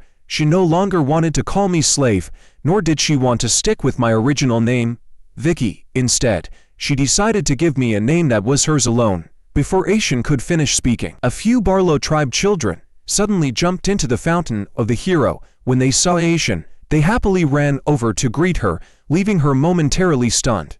I couldn't help but wonder what she had been about to say. After a moment, Asian snapped back to reality and immediately began shooing the children away. The more people in the water, the less effective its healing powers would be. Seeing her angry, the kids quickly hid behind me, I couldn't resist teasing her, reminding her of the time she had sneakily entered the water herself. At that point, Axon, who had been leading the children, explained that it was actually Aquila's decision. It turned out that many of the children had caught the virus brought by the merchants, and Aquila had sent them here to cleanse themselves in the sacred water, hearing that it was Aquila's plan. Aishin seemed a bit suspicious. She wondered if Aquila had set this up intentionally. After she calmed the children down, Axon came over to talk to me. It turned out that one of the girls was his younger sister. He thanked me for helping her and even apologized for his previous actions. I gave a brief response, but Axon got upset, thinking I hadn't taken his apology seriously. Aishin, standing nearby, sighed in exasperation, but at least she was relieved that she hadn't said anything yet. After all, there would be plenty of time for that later. Suddenly, Aishin called out my real name, which took me by surprise. Seeing the puzzled look on my face, Aishin smiled softly and said, "Welcome to the Barlow tribe." In that moment, I realized that Aishin might be the only one who truly welcomed me here.